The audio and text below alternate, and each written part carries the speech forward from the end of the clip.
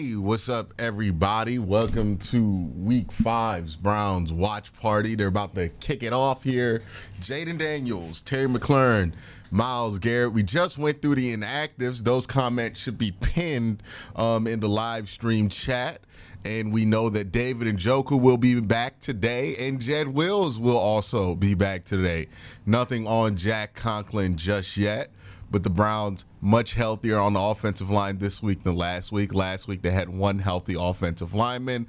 This week they'll have their starting left tackle, their starting left guard, their starting center, and their backup right tackle, right guard. But DeJuan Jones is one of those right tackles, and sometimes DeJuan does play on his starter level. So a much better, healthier offensive line this week. You really wanted that interior to get healthy this week, especially Ethan Posick and Joe Bitonio, given how last week's game ended with the funky snap. Also, they got Deron Payne and Jonathan Allen, a really strong interior for the Washington Commanders, so you want to make sure you can handle that. Their edge rush is not as potent, right? They're missing one of their starters in Cleveland Farrell, and even then they started Cleveland Farrell, so they're not that strong of an edge rush here. So a lot of things to look into going into this game. Cliff Kingsbury offense versus this Jim Schwartz defense. Let's see what happens here. I'm really interested to see how this goes down. Deshaun's going to be playing today, obviously. Any surprises on offense? Oh, not Ethan Posick, but Michael Dunn back from the PUP list. So he is going to be playing today potentially. I don't know if they're going to put him at guard. I don't think they announced that he's the starter at guard. So even then, it's going to be a nice thing to have, is that depth and that extra piece that you can roll in there. So good stuff. We'll see what happens in this game, but I'm excited for this one. Yeah, Njoku being back is absolutely massive. I mean, he automatically becomes your best player on offense. So I expect him to be limited in his snaps. I don't think he's going to be being used a ton here in this game, but still has some David Njoku. A lot better than no David Njoku. And I think Jeff Swain has been playing some good football for the Cleveland Browns, especially in that blocking tight end role. So I kind of like the rotation there. Jordan Atkins, I thought he played well in the role that he's had here. So overall, I'm a bit enthused with this week's outlook. Yeah, Conklin, I mean, it's been interesting. As much flack as people have given Jed Wills, he's come back 2 times before Jack Conklin has come back once. Browns get the ball first.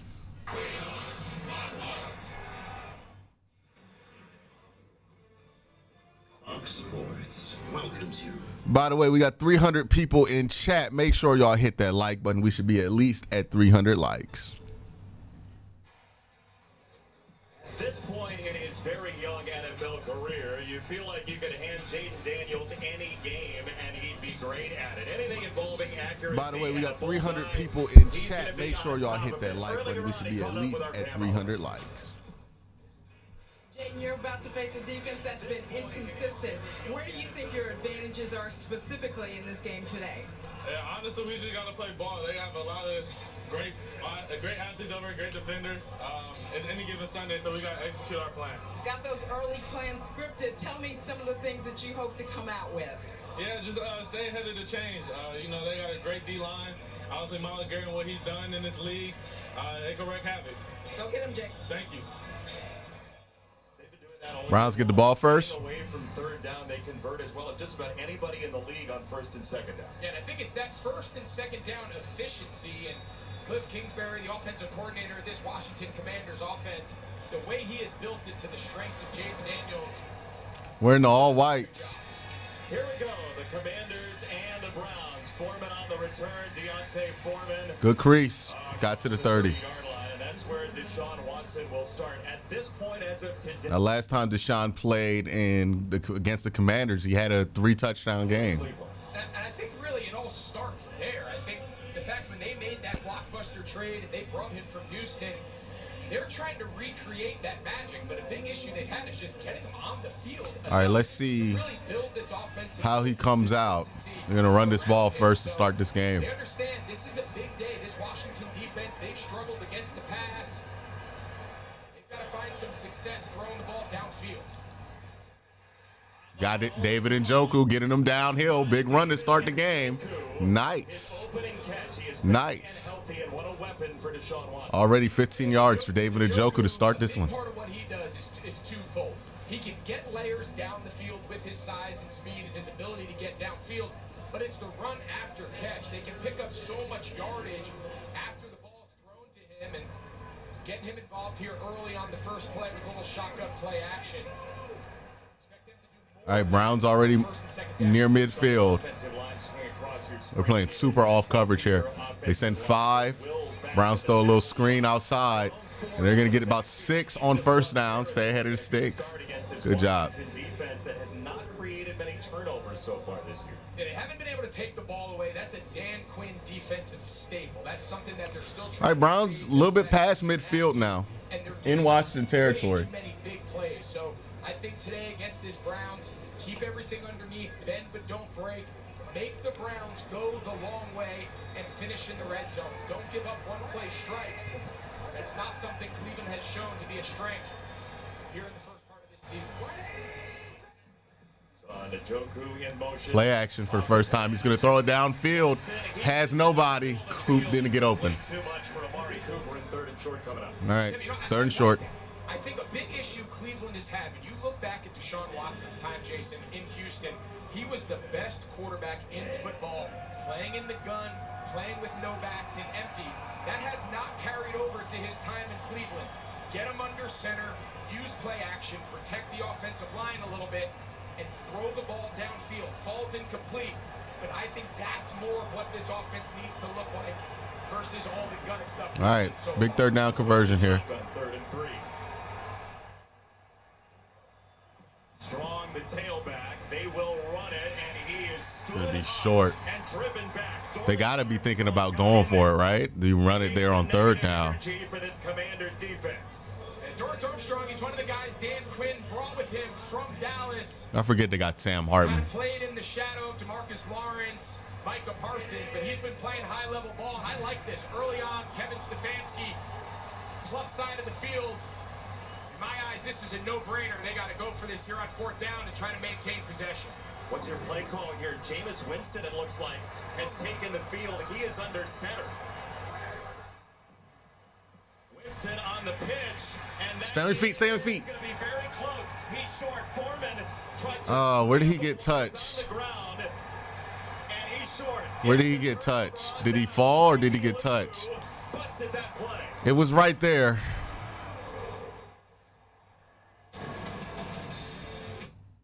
Yeah, the play was there. He's got to stay on his feet. You got to stay on your feet here. I mean, they can look at that. I think he fell on his own. He might have gotten it. They might be able to challenge it, but because it's not if you fall down, it's where you get touched after you fall down or if you get touched and then fall down, right? So I don't think he was touched when he fell down. I only saw the replay once, but there's a chance he might have gotten it there, but he's got to stay on his feet on that play. Like, you can't fall in that situation if you're Deontay Foreman. Got to stay on your feet.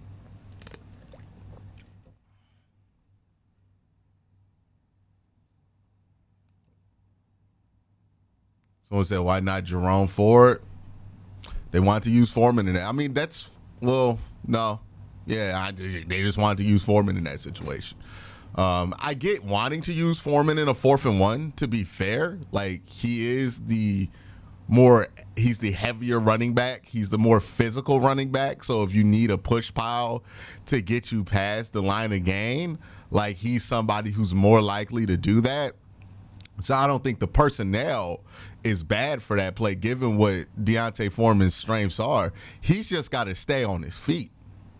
Like, it's really just as simple as that.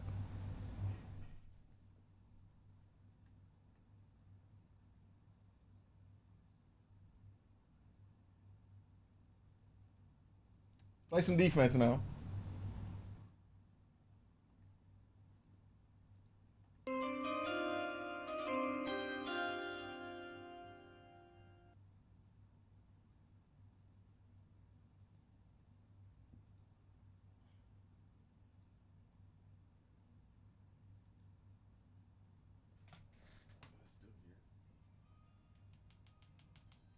Why is Strong in third down? I don't get it. Hey, man, it's not a decision I agree with. I don't think that Pierre Strong should be getting carries, to be honest. I think he should just be a backup to Deontay Foreman and Jerome Ford. So, why is Strong in? Why am I getting third down? I don't get it. Hey, man, it's not a decision I agree with. Yeah. They bring the right guard, the rookie Zach Zinter. He's got to secure Frankie Louvu on the edge. He's late off the ball. Yeah, late off the ball. Still, even though you got to stay on your feet here. You got to stay on your feet here. Jason, I don't love the idea of bringing an interior offensive lineman to make him play tight end in that unbalanced set. There you go. There you go. Good job, JOK. Robinson Jr. Second down and long coming up. That's Second and 11. Owusu Koromoa on the tackle. And Jaden Daniels, 82%. What is the anatomy of the hottest start accuracy-wise ever? Well, we're seeing it right here. A lot of what they do is not complex plays, but they're complex in the fact that playing press man on the right side.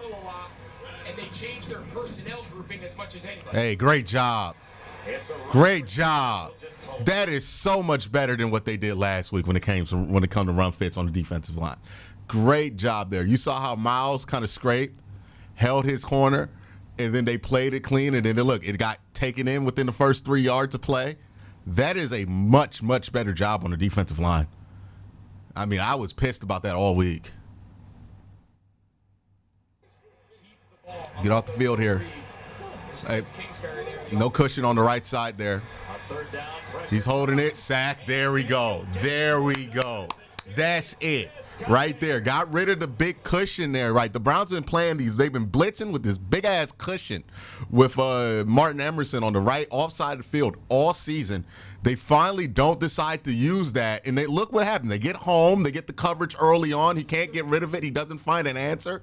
JOK does a good job holding the middle of the field, and boom, you get home. Zadarius Smith, somebody I said needed to step up this week. Big time, big time. That defensive front time to get home. Who said the defense is the only thing keeping us alive at the moment? Bro, it's been 2 fucking drives. Like, relax. We've had 2 tries. And you're like, oh, the offense is bad right now. Hey, man, whole game. We got 4 minutes into this game. What are you making these general statements about how this game is going right now? Great defensive set. So we're giving you this home charger. All right. But you see the stuff there? I've talked about this.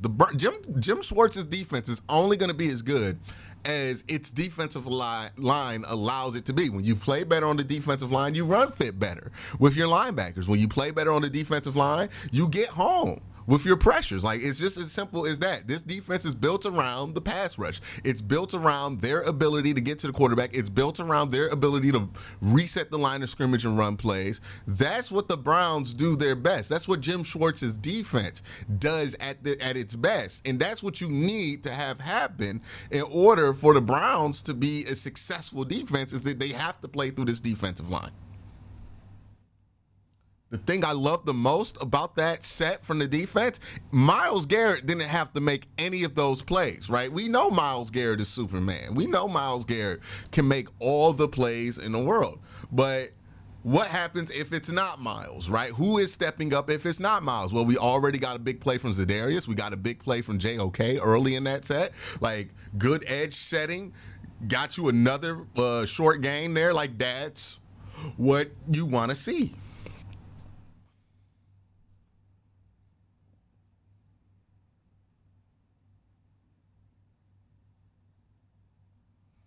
Now, again, it's only the first drive. We've seen this defense come out, have a great first drive, get cooked for the rest of the quarter. So one drive looks a lot better, but let's see what it continues to be going forward before we get excited.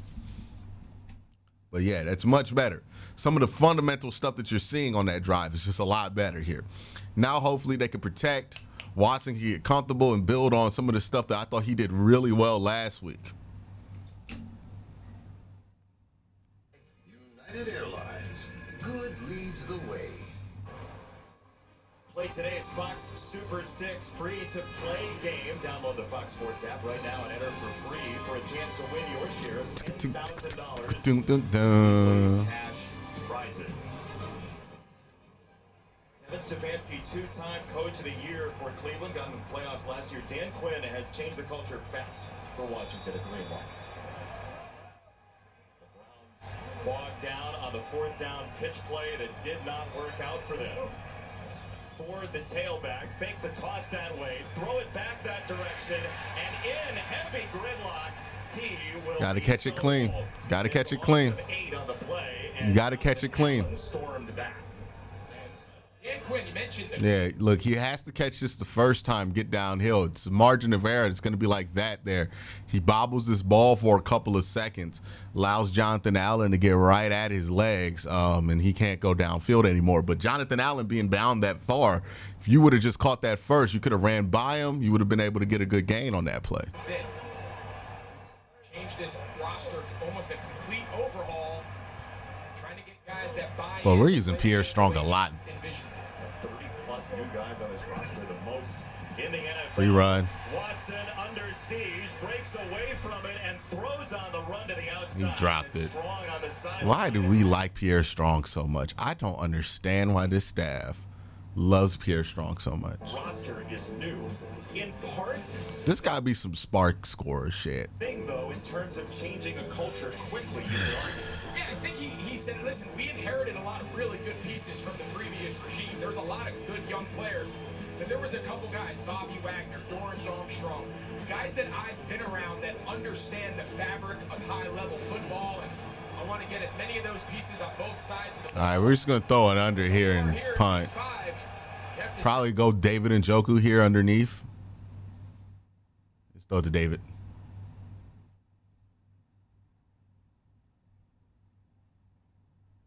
Fourth down for Cleveland, a stout effort by Washington defensively. You got to get a better, cleaner set than that. I mean, you go second, you on the first play, you lose 8 yards. You're not going to have a great offensive drive there. Got to play cleaner than that. Change up what you want to do. I think there's a little bit of a disconnect between what we saw last year from Kevin Stefanski with Joe Flacco and that run to the playoffs under center, 12 personnel, play action. And they're really trying to keep Deshaun Watson comfortable in the gun, but right now the results have just not been what we're accustomed to seeing, and it's been a bit of a struggle. Meantime, the Commanders are succeeding greatly. You got to stay ahead of the sticks. You want to move the ball. What the hell happened there? Fair catch, and it wasn't a terribly good reaction for Cleveland. Come on, Mike. Field with Mike Ford Jr. A wave over the head. Yeah, it was very avoidable. The earlier signal, evidently. And Olamide Zaccheaus got lit up. Come on, Mike. You're a veteran. You should know better than that. Yeah, it looked like he truly didn't see the signal. Yeah, he just didn't see it. He was just as confused as anybody that when Zaccheaus... It was a really early signal.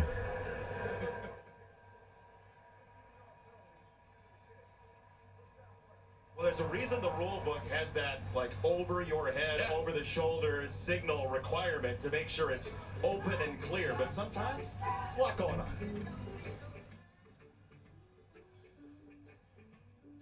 All right, let's play some defense. Offense got to stay ahead of the sticks there, right? You get 8-yard loss on the first play.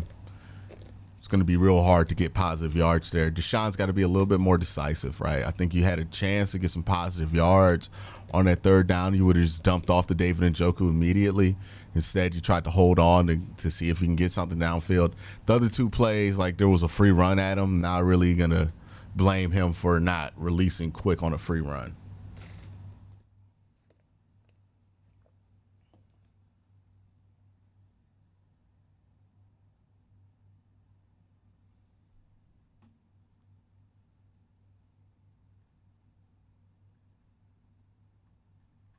We got 731 people in chat. Make sure y'all hit that like button.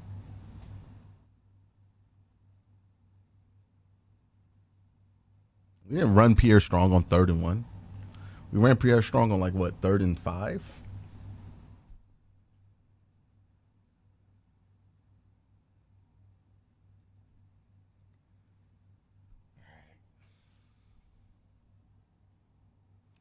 Hopefully the defense comes out, plays as strong as they did in that first series, because, again, that was really encouraging. Offense hasn't really, like, Deshaun hasn't started to build off of it, but he hasn't really gotten a lot of opportunities either. Really would like to see him get a regular drive here so I can see where he's at for this week. Oh, yeah, gotta take this.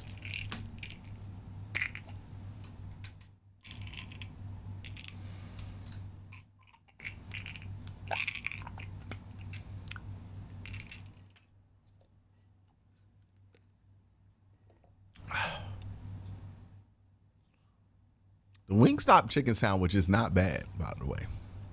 You get the lemon pepper one, it's pretty good. All right, shout out to the Guardians. They got a big win. Saturday? Saturday afternoon? Shout out to them. All right, let's get it back. Welcome back to Northwest Stadium. Safe to say nobody's more excited to be here than that little one. And, you know, Washington runs a lot of tempo. So that's the perfect symbol for what Cliff Kingsbury likes to do. Dalvin, Shelby, we got a 5-man front, 6-man front. Fast all the time, though, Rick. They love changing the tempo. They want to give Jay Daniels the ability to get in and out. Good play, Martin. Great play. Much better. Much better. You're exactly right, Jason. When you talk to defensive coordinators, if you always go fast, they can get ready for it. If you always huddle and take right downhill, they also can prepare for it. Saw it coming. There you go. Good job. Sometimes you snap it quick. You get up to the line. Sometimes they take the entire shot clock all the way down. So it's the variation in the tempo and the variation of the personnel groupings on the field that's really the advantage they're trying to create. On 2nd and 13, short set for Daniels. Oh, in there. This time, the ball comes good job, Devin. from McLaurin, and it's incomplete. All right, 3rd and 13. Get him off the field. 3rd and 13, and this Cleveland defense already has created 3 negative plays for Washington. They had 6 total the first 4 weeks. And that's really a Jim Schwartz style defense. They want to play aggressive. They want to dominate the game up front. And Denzel Ward and Newsome and these corners, you can see Denzel Ward, he's usually the defense's left corner. But because Terry McLaurin plays on the left side, these two guys are going to be matched up in a lot of man coverage all day. Got blitzed on them. Again, 2 Browns ran into each other. Daniels uncorks a deep shot. Damn. Hell of a play. That's just a hell of a play by Jaden Daniels. I can't even be mad at that one. That was a hell of a play by him.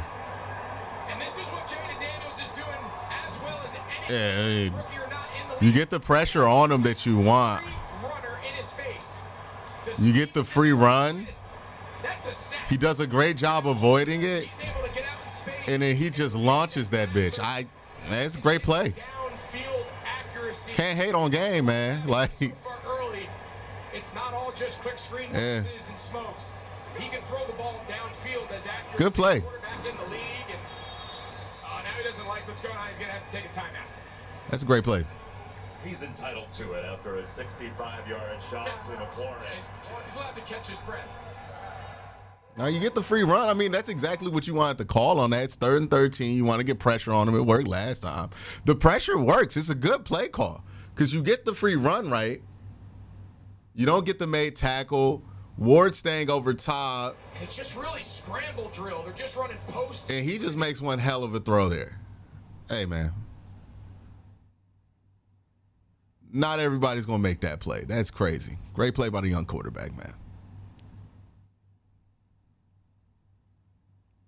The best deep ball guys I've been around is they get that nose to turnover. It's almost like a really good punter where the spiral turns over. So the ball actually drops down into the bucket. You know, you think of Russell Wilson and Aaron Rodgers, some of these really, really high-level deep ball throwers in the air. Jaden Daniels, that's what it looks like. It's pretty unique. They have been as efficient as can be in the red zone so far this year. It's got to be a hold. Breaking outside and will be pushed out of bounds by good defense. It was part of the carnage in the back. Big loss of 3 yards there. I mean, that makes it a lot harder. This is something that they're going to continue to make Jaden Daniels on any of these zone reads or any of these pull options where Jaden Daniels is looking at the defensive end. If he crashes, he's going to pull it. They are going to force him to pull as many of those reads as possible. They want to treat him like a running back and see if he's willing to run the ball 10, 15 times as a runner from the quarterback position. They just took out the tight ends that were in. They're going heavy wide receiver, including Luke McCaffrey there. Daniels scanning, firing, incomplete. All right, let's hold here. Hey, holding them to 3 here would be big for the defense. Hurts in the end zone, 3rd and goal. He might have had McCaffrey. I think he had McCaffrey. You can see McCaffrey, he comes on the little orbit motion, and he's going to swing right. Yeah, Emerson forgot about him on the orbit. He got back late. He has a chance to put that. He's got Harris in his face. He had Ertz on the drag route. If he puts that on him, it's 6. Ertz in the slot on the right there. 3rd and goal for Washington. Daniel. Oh, got it picked. Let's go. Right near the goal line. That's big. Way to make a play back. Way to make a play back. They've sped up his clock, Greg. There it is. Yeah, they zoned out. There it They're is. expecting so much man. They go zone, and I'll tell you what, this is about as good a catch from a linebacker. I mean, look at his hands. Yeah, he caught Make it. sure we come back from break, but make sure He that caught hit it. the ground, but that's some stand. One hell of a stand by the defense, man. Where we at with? That's what I'm talking about. That's it right there. That's it. Again, I say this all the time. It's not that the mistake happens. Mistakes are going to happen. Big plays are going to happen. Jaden Daniels is talented. He makes a hell of a throw, a hell of a play to avoid a sack, and a hell of a throw downfield. Can't even be mad at it. Like, he balled, right? I'm not about to hate. He was balling. He threw that ball. That shit was cold. But you know what the Browns defense did? They fought back. They battled back. They made the play back. That's what you want to see. That's exactly what you want to see.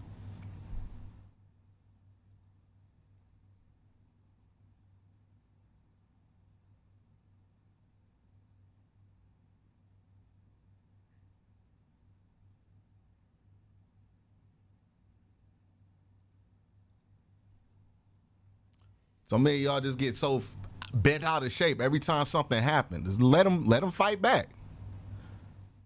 Let them fight back. Damn. I know it's a chat, but it's like y'all got to be a little bit less reactionary. Every time a bad play happens, oh, it's over. Fire him. Oh, I quit. Oh, it's too hard. Shut up. Just let the game play out, man.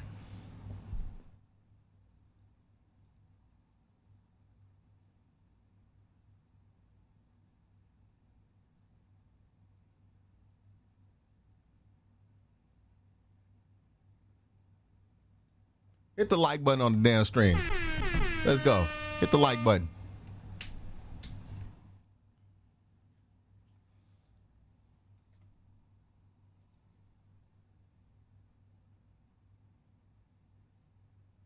And I'm tired of old fan stands for fanatic. No, you're just being an idiot. The call on the field was a good one. Yeah, I think so. It's hard to tell. The ball, does his left hand stay between the ball and the turf? What an unbelievable catch. And tell you what, you got to give the Browns a lot of credit. They gave up that deep ball to McLaurin on the scramble. And oh, shit, we got a soundboard. Absolutely. All right, run this. It's the longest streak in the NFL active in red zone trips with points. It was 19 straight dating back to last year. And now Cleveland's just got to come up with something. They're right around last in the NFL in yards per play, and they need some room here. At the very least, anytime a team talks about being backed up, the goal is at least if you have to punt, allow it to be a completely normal long snap, right? Let the punter stand at his normal depth. Don't make him stand on the end line of the end zone. So able to pick up one. I think at some point you got to try to get the ball in the perimeter, quick, easy throw. Just get out of the shadow of your own goal. Appreciate it, Super Chat, Marcus. On 2nd and 9.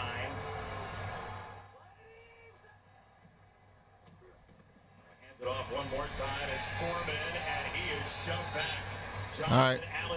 Was it 3rd and 7? Cleveland has lived in 3rd and 9 on the average this year.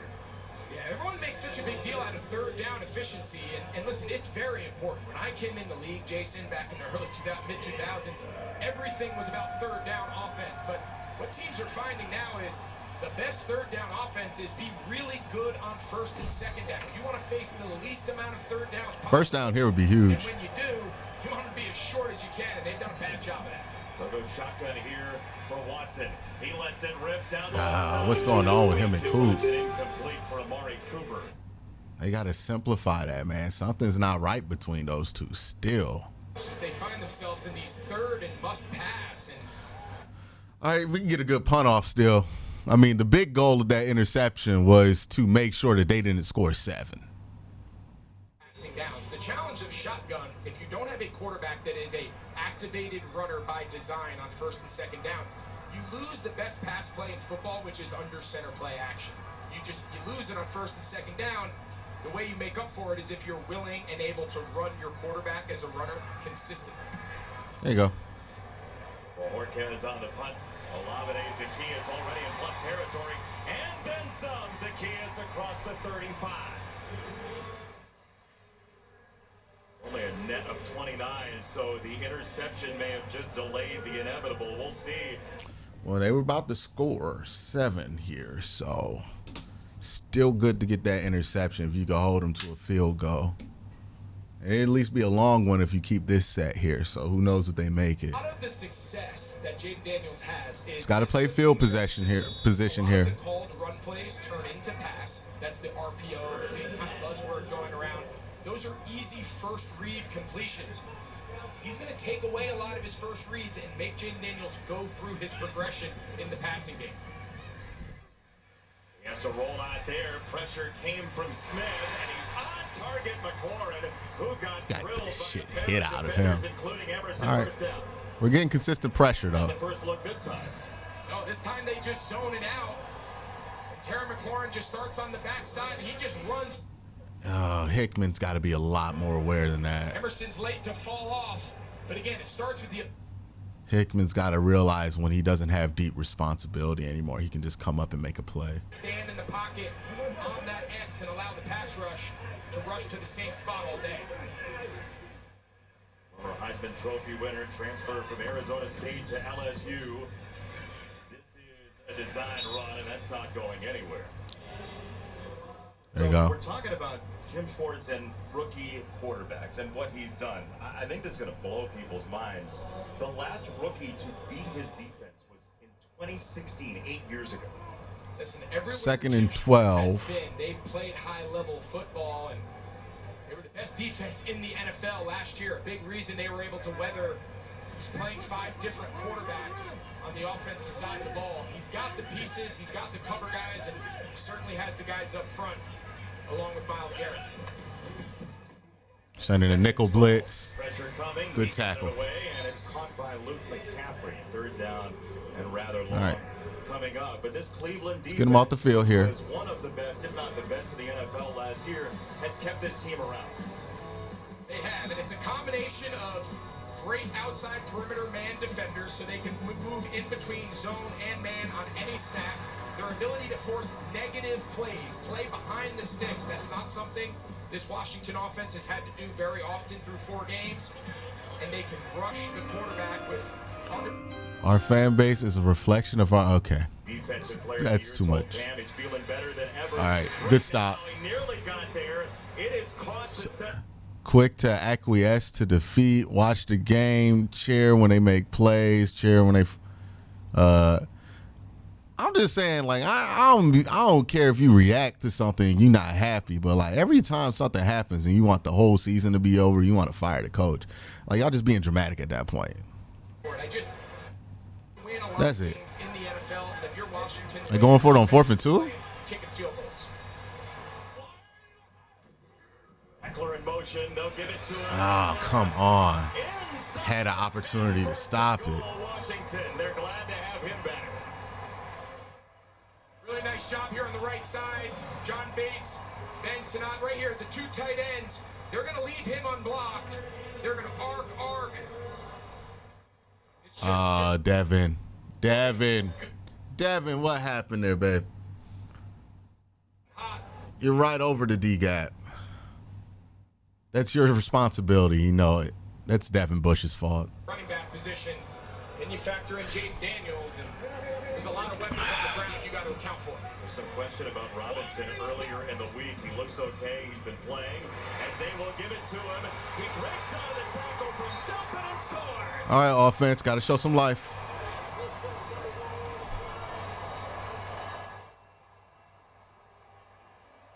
And Devin whiffed on that damn tackle. He was right there. All right. Knew you weren't going to beat him with nothing on the scoreboard, so got to score points. It's trap and wham. Bates, the tight end, Alec Brady, the guard. Just got to make one guy in the hole. Yeah. We got to help Delpit out there. He can't be the only one trying to make that tackle there. You have a guy dead to rights in the hole, and at the end of the day, it's just a matter of can you bring him down. All right, score points now, man. We have that Super Bowl experience on this offensive line. Washington didn't get in on the previous drive. They made it so here.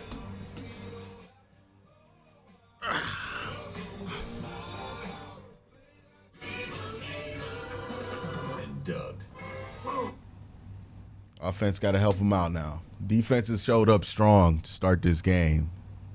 Offense got to start having their back right now. Got to play some complimentary football. Got to play some complimentary football.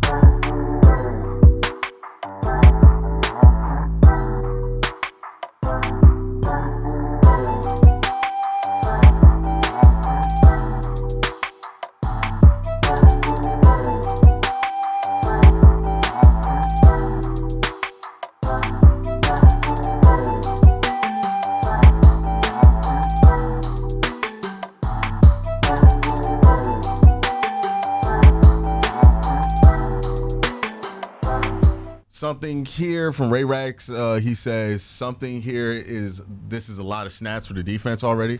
Yeah, the offense has not gotten the first down yet.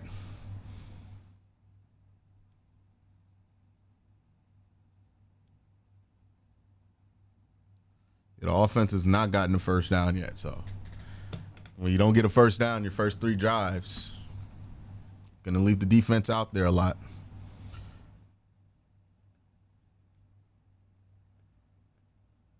They got to get something going sooner than later, please.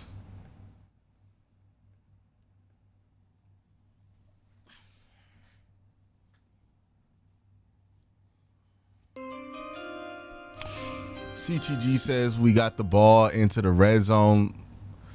No, last week the Browns got the ball into the red zone like a number of times. But the same thing is said. We don't score a lot. Right, we got one of the lowest score percentages in the NFL. Like we just got to be more efficient with our drives. We got to we have to use more time on offense. All of those things. We don't get that many first downs either. That was something that Deshaun did really well in 2023. Was play a style of quarterback that was capable of getting a lot of first downs. He was the highest first down rate per pass attempt quarterback the Browns had in 2023.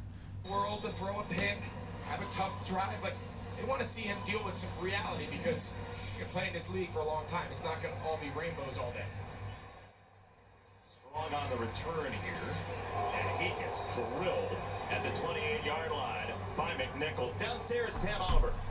Hey, Jason, watch the blocks. Offensively, playing without the football fills Washington players with so much pride that it's almost more than the simple execution of delivering a block. But for some position groups, it didn't necessarily come naturally. Terry McLaurin. No, we got a first down. My bad. We got a first down on the first drive. My bad. David Njoku got a first down. He told me it wasn't effort or want to. It was a matter of learning the technique, things like leverage. That's a great sign for Dan Quinn in that building, Rick. Yeah, Cliff Kingsbury said he put on the film of the 49ers, and he said if McCaffrey can do it, and that was his brother. Okay. Foreman, no gains. We're in this pistol set a lot. We're really trying to run out this pistol set. It's just not successful right now.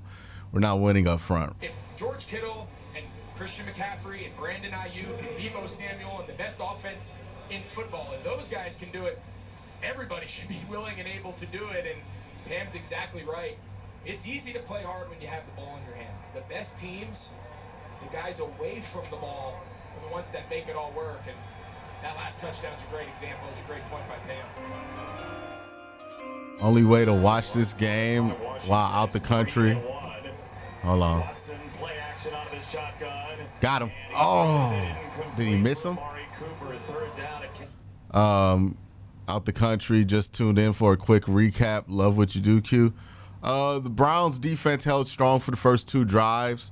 Browns offense had a decent first drive. The last 2 drives have been bad. On St. Juice. And that led to great field positioning for Washington here. That's wide open in the NFL, Jason. Yeah, you got to make that throw, Deshaun. 15-20-yard completion. Got to make that throw. Instead, brings up 3rd and long. And now we got to call timeout here. I think they're going to have to burn a timeout. Yeah, Deshaun's got to make that throw. It's right there. He had a clean enough pocket. I mean, you got to make that throw. Does not look like he's going to build upon what he did last week. In the early part of this game, at least. They've got some really good new Right now, the only positive yards we have on offense were the David Njoku run. This has been the struggle. This has been uncharacteristic of a Dan Quinn-led team. And so far here in the first quarter, they've been excellent. But this crowd is reacting, it feels like, in part, to the fact that their last 4 playoff teams have generally been late closers. They haven't had this sort of bubbling hope early in the season in 17 years since that 07 team opened 5-3. Washington looking for a 3rd straight 3 and out against Watson and the Browns. They'll go empty. Got time. He bails from the pocket. He's going to try and run for it, and that's not a great idea. He gets drilled by Mikey Sainristil, the rookie out of Michigan, and now it really breaks out on the sideline. And Deshaun Watson, he didn't like that hit he took, but it was totally clean.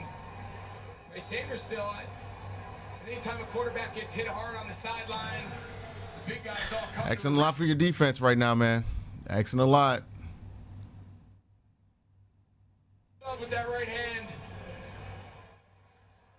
Time you get an opportunity to hit the quarterback on the sideline, these defensive guys they're going to give it everything they got. If you were on the sideline during that play, what would you have done? I would have just remained sitting on the bench. Oh, come on. Listen, I'm saving my energy. Unless it turns ugly on the field, those guys out there on defense, they don't need me. At least we get good field position. I'm not tipping the scales very much in a fight. Oh, catch that. Got it. Down to the 1-yard. Good job. Great punt by Corey. That was a Corey, low-key MVP of the season. 6 yards. And Brown, just activated for the week, got down there. Great punt. That's why you save your energy. Yeah, listen. The key to life is having self-awareness, Jason. Yeah. When a fight broke out on the field, there were about 30 guys on my teams that probably would have been picked ahead of me to go into a fight, an actual physical altercation. Now, you want to get into an argument, you want to get into a debate, I'm your guy. I'm not tipping the scales in a fight very quickly. That surprises nobody in our listening audience. Listen, you got to know who you are. We got Greg Olsen. First down for Washington. Greg Olsen, Jason Benetti, Pam Oliver downstairs, staying out of the fray. Robinson had the touchdown, and he will crawl out of the end zone. That's Owusu Koromoa. Lost a yard on that play. He's from the state of Virginia, about 3.5 hours away in the Hampton Roads area. He had the pick earlier. Yeah, Owusu Koromoa, this defense, Denzel Ward and Newsome on the outside, and of course Myles Garrett, Za'Darius Smith, Dalvin Tomlinson, and they got a lot of guys, but Owusu Koromoa, to me, he's the engine of this defense. He had the pick. He is fast. He jumps out on tape. He's the one making all the calls. They're not going to throw a screen here, are He's they? a great player. You can see they're taking their sweet time here subbing And until he gets off the field, they're not going to let Jaden Daniels snap this ball. That's totally legal, reasonable time to get off the field. Here comes Garrett. Here comes the D-line. Good defense. Good defense. Way to hold up. Good job, Greg. Way to hold up on the outside. Way to use the sideline. Look, one thing Greg Newsome did really good on that play. Used the sideline as a defender. Got his butt out there and just kind of pushed him out. Has Njoku been in since the opening drive? No, he's going to be on a limited snap count, though. We kind of knew that going into this game. I'm in Lamar Jackson mindset dealing with Jaden Daniels.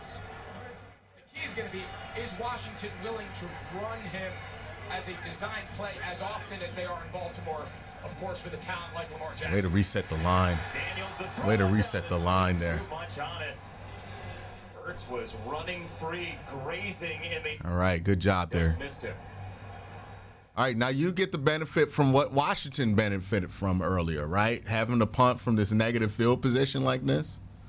Ronnie's got no awareness back there right now. It's been like that the last 2 games. We need Juan Thornhill to come back bad. I'm telling y'all that right now. I know a lot of people don't like Juan Thornhill, but we need Juan Thornhill to come back before that starts to get exposed. A little too much on it. That's the second time Ronnie's just not been paying attention to what's going on in front of him. The defenses have run this game. Get north. Get north. Crochet on the return. There you go. Cleveland, and he is submarined and dropped McCaffrey. All right, offense, plus territory. This is your drive to start getting shit going. Right here. You got to get shit going right here. Plus territory. Got to at least get points out of this. I mean, that's bare minimum. But this is the time to get some momentum going, right? You ain't had shit going for you in the first half. And I understand, like, some of it was field positioning. Your defense makes a great play. That means that you get the ball at the 1. Like, it's horrible field positioning. You can't really expect much out of that drive here, right? So now you finally get good field positioning. This is where you get to start momentum, right? Slow start, whatever it is, but this is your opportunity to get that momentum going. You got to take it.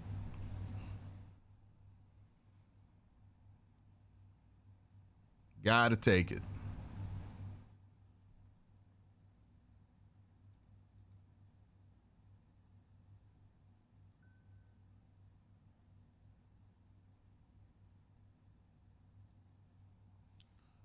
Yeah, sometimes the issue with Hickman is I think Hickman's going to be a good player once he gets some experience. So I don't want to make it seem like I'm out on Hickman. But what I do think the problem with Hickman is right now is that he's inexperienced. So he is just used to playing like how you would play a young player at safety, which is a stay back, stay back, stay back, stay back. No matter what, just stay back. You don't really want your young safety thinking about making plays. So they do that with him. And it's starting to have kind of an effect where he's just a little bit too passive as a safety, and you need him to be able to look over top, understand, okay, this is the concept that's coming at me. I can make a play on that tight end, or I need to cover this tight end because he's about to be pushing my zone here. So just awareness, right? And I think he'll get better at that as time goes on. Like, I think he'll be much better at at finding that, you know, in year 3, year 4. It's just right now, you need Juan Thornhill to get back healthy. I think he's eligible to come back after this week. Let me double check that. Make sure I'm not telling lies here. I think Juan's eligible to come back after this week because Juan will at least make some plays there. He's not like the best safety in the world, but I think Juan is a solid safety. I know a lot of people think he's shitty, but he's not. Yeah, he's on IR. That was 3 weeks ago, so he should be eligible to come back. What, he went week 1, so week 2, 3, 4, 5. Yeah, he should be eligible to come back this week if he's healthy. 7-0. All right. With the lead despite Offense needs this drive here. Jerome Ford in for I think the first time all game. 53% for this season. And now a short field for Cleveland. See if the Browns can pay it off. Take it to Ford. That ball's tipped. Second down coming up, and a lot of incompletions so far from Deshaun Watson. And early in the game, they try to go under center, shot to Amari Cooper. Challenge this Washington defense who struggled in the passing game, giving up explosives. Oh. He's had a couple open targets. You saw that one there again to Amari Cooper, and this last one to no fault of his own. Oh, that would have been a big hitter. Jack Sinter, the right guard, all right, gets run over into his face, and ball gets deflected. Has got high for it. There we go. That's a completion. Nice. There we go. Big time, big time, big time. First down. Ain't that gets you in field goal range. Nice, nice, nice. Let's convert. Come on. Okay, good rhythm and timing. I like the fact that they're coming out. See the safety buzz down. Just hit the flat. Boom. Just hit the curl route. Easy. Easy read, easy throw. Good job. They need Amari Cooper to rediscover the guy that he's been from his time in Dallas and then since the trade here in Cleveland. He's been a top-level wide receiver. Little slow start this year. And hey, off coverage on top side. We're going to run it, though. Try to get him built back up. Three tight ends here. Watson on the roll, and he threw it right by. The fuck was that? What? Why wasn't Njoku where he was? Why did Watson throw it behind him? Yeah, I think it's going to be either illegal man downfield or pass interference. Yeah, it's illegal man downfield. So those plays are so hard in the NFL, Jason. Remember, it's different than in college with all these zone RPO type things because it is too late in the season for the offense to look like they're still practicing. It's not working. He's saying illegal man downfield. It was considerate of you to wait. I was trying to give him some space. He didn't take it, but you can't go downfield like you can in college. Let's check in with Carissa. Thank you so much, Jason. Texans in front 7-3.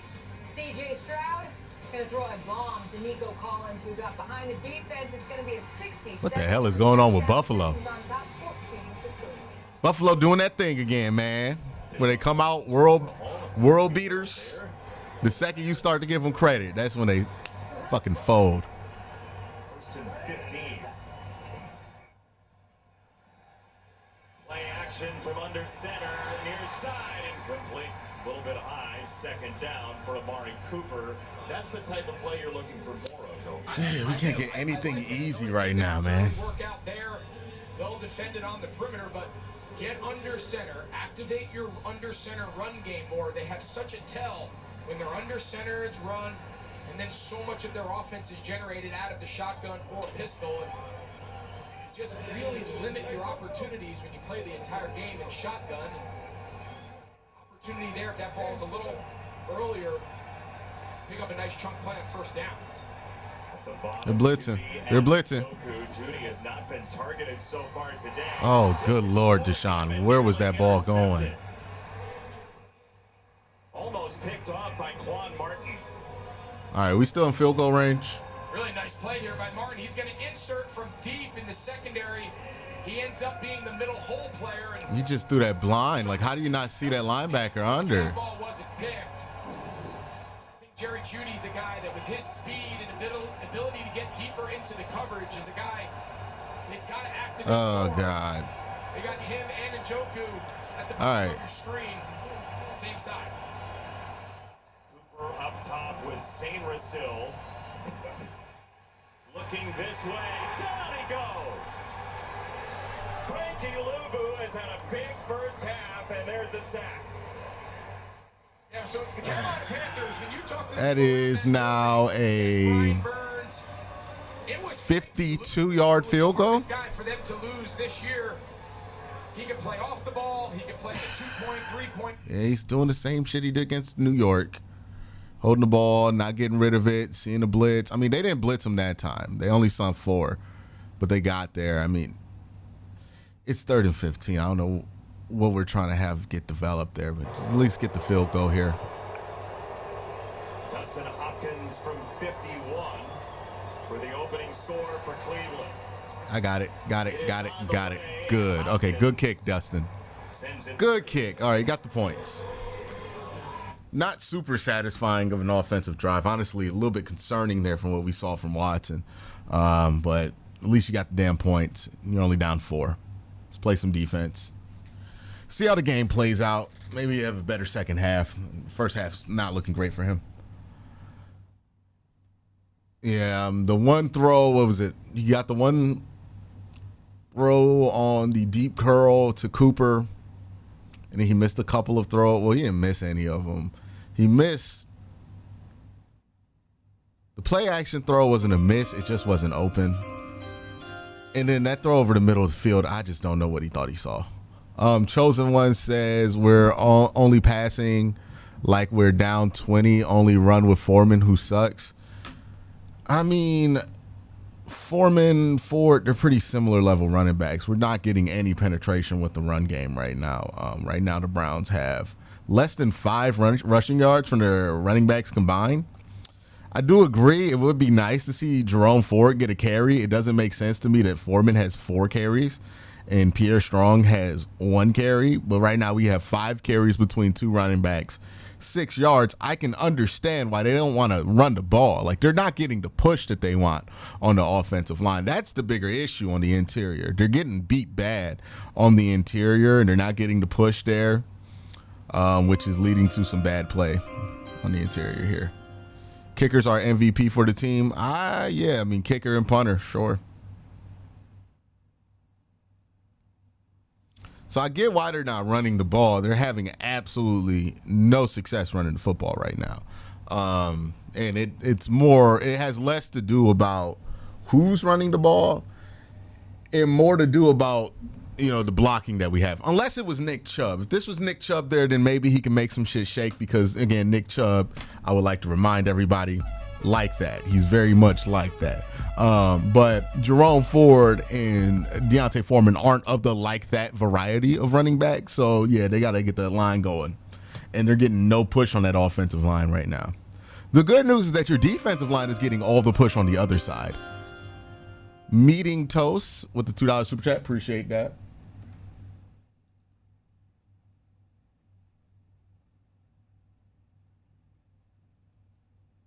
Any other super chats? Yeah, I already got him. So, I mean, like, it's not like the Browns are having incredible success running the football. It's not like we're winning on the line of scrimmage and then we're refusing to run the ball. The Browns are getting beat pretty badly on the line of scrimmage. They're averaging, with their running backs, less than 2 yards a carry right now. So I get why they don't want to run it. But you got to at least give Deshaun or this passing offense some more high percentage stuff if that's what you're going to go with here. Great kick. Goal line. Great kick. Return to the 15-yard line. They'll get back to the 20. Austin Eckler. Got it to the 18. Jaden Daniels, first 4 games, literally the most accurate quarterback in the first 4 games. Any season, anyone, anywhere. This is not only for this franchise, rush yards by a quarterback, second most ever across all franchises, but today, Greg, just 5 for 10 and 3 runs for negative yards. Yeah, really the one play that led to their touchdown, even though it wasn't on that drive, it was the ensuing, was the scramble play, the second reaction to Terry McLaurin deep behind Ward. But that's kind of what we expected. This is a different animal, this Jim Schwartz defense. Eckler on the run with a big crease. How do you blow that angle, Martin? Oh, he made him fumble. Oh, we didn't get it. Zacchaeus got down there to cover it up. Martin. Now, we've talked a lot about how man coverage is really Martin, good. what is that angle that you're taking? But it makes it really hard to defend the run because look how many guys' backs are. Okay, that's one thing. Okay. Come on, Martin. You should force the fumble. We ain't get it, though. Him and Brian Robinson. So you play man, your second level and third level defenders all have their backs to the ball. That front better. Can't give him easy yards. Gave him about 30 extra yards there. Said to us this week, man, run starts. I don't know if he meant the run game, though. That's shut down. He'll just trot out of bounds and take the one. Corey says, I hope they think about drafting Ashton Jonty. Man was up to his weapons. I thought zone was really on the shoulders of the quarterback. Just decision making, finding open windows, dissecting where the vulnerabilities of the coverage. Man really comes down to, do you have enough guys that can just separate and get open? And then as a quarterback, just finding those matchups. It does present a little bit of problems, as we saw in that last long run by Eckler in the run game. A loss of 1. Pump fake and a handoff. It's Robinson breaking a tackle again as he did for the touchdown. Got to make the play that's there. Had an opportunity to make a play there. Got to make it when it's there. Remember, the Browns started with the ball on this game, so the Commanders get the ball back to start half. Talked a lot about the Got to make the play there the first time. I mean, that's the difference between a 3rd and 2 and a 3rd and 8. So they're bringing in a 6th offensive lineman, Trent Scott, number 73. But finish that thought. Open field tackling is usually a strength. Early in the season, it's something the Browns have not been as good and as dominant as we've seen in years past. They've lost the 2nd most yardage to missed tackles this year. Out of the pocket, Daniels stretches for the first down. He knew right where it was. First down, Washington. Yeah, you missed Jordan Hicks there. Think and run sure makes it a lot easier when the unblocked defensive end can't catch your quarterback. It makes it a lot easier for Cliff Kingsbury to dial that play up. They tried to sneak Zach Ertz on a play-action corner out behind the defense. 4th and 2 field goal. Hold up in a second. Hold up here. We've seen Daniels saw that graphic earlier. When a play breaks down, his ability to convert first downs and touchdowns is unmatched in the NFL. First down with McNichols next to him this time. Good play. And McNichols trying to sneak for a yard. He somehow got back to the line of scrimmage, plunging forward. First time in a while they've had a full running back room today. Robinson, Heckler, McNichols all together. See how quickly the offensive line, they don't even worry about getting back in the huddle. They just get up on the line and they just wait for Jaden Daniels to relay the call. How vital that change in tempo and that variance is to this Cliff Kingsbury offense here in Washington. And with the personnel, Noah McLaurin. Grant's playing free. Myles Garrett not in, and they'll fumble. He lost the ball. Are they going to say it's a drop? It's a live football and picked up by They say it's Anthony Bell for Cleveland. Well, let's see. I don't know about that. I don't know about that. Brooks says no. DeAnthony Bell will take it. 1, 2. Yeah, I was going to say, they fix it. We'll talk about it when we come back, but I think that's the right call.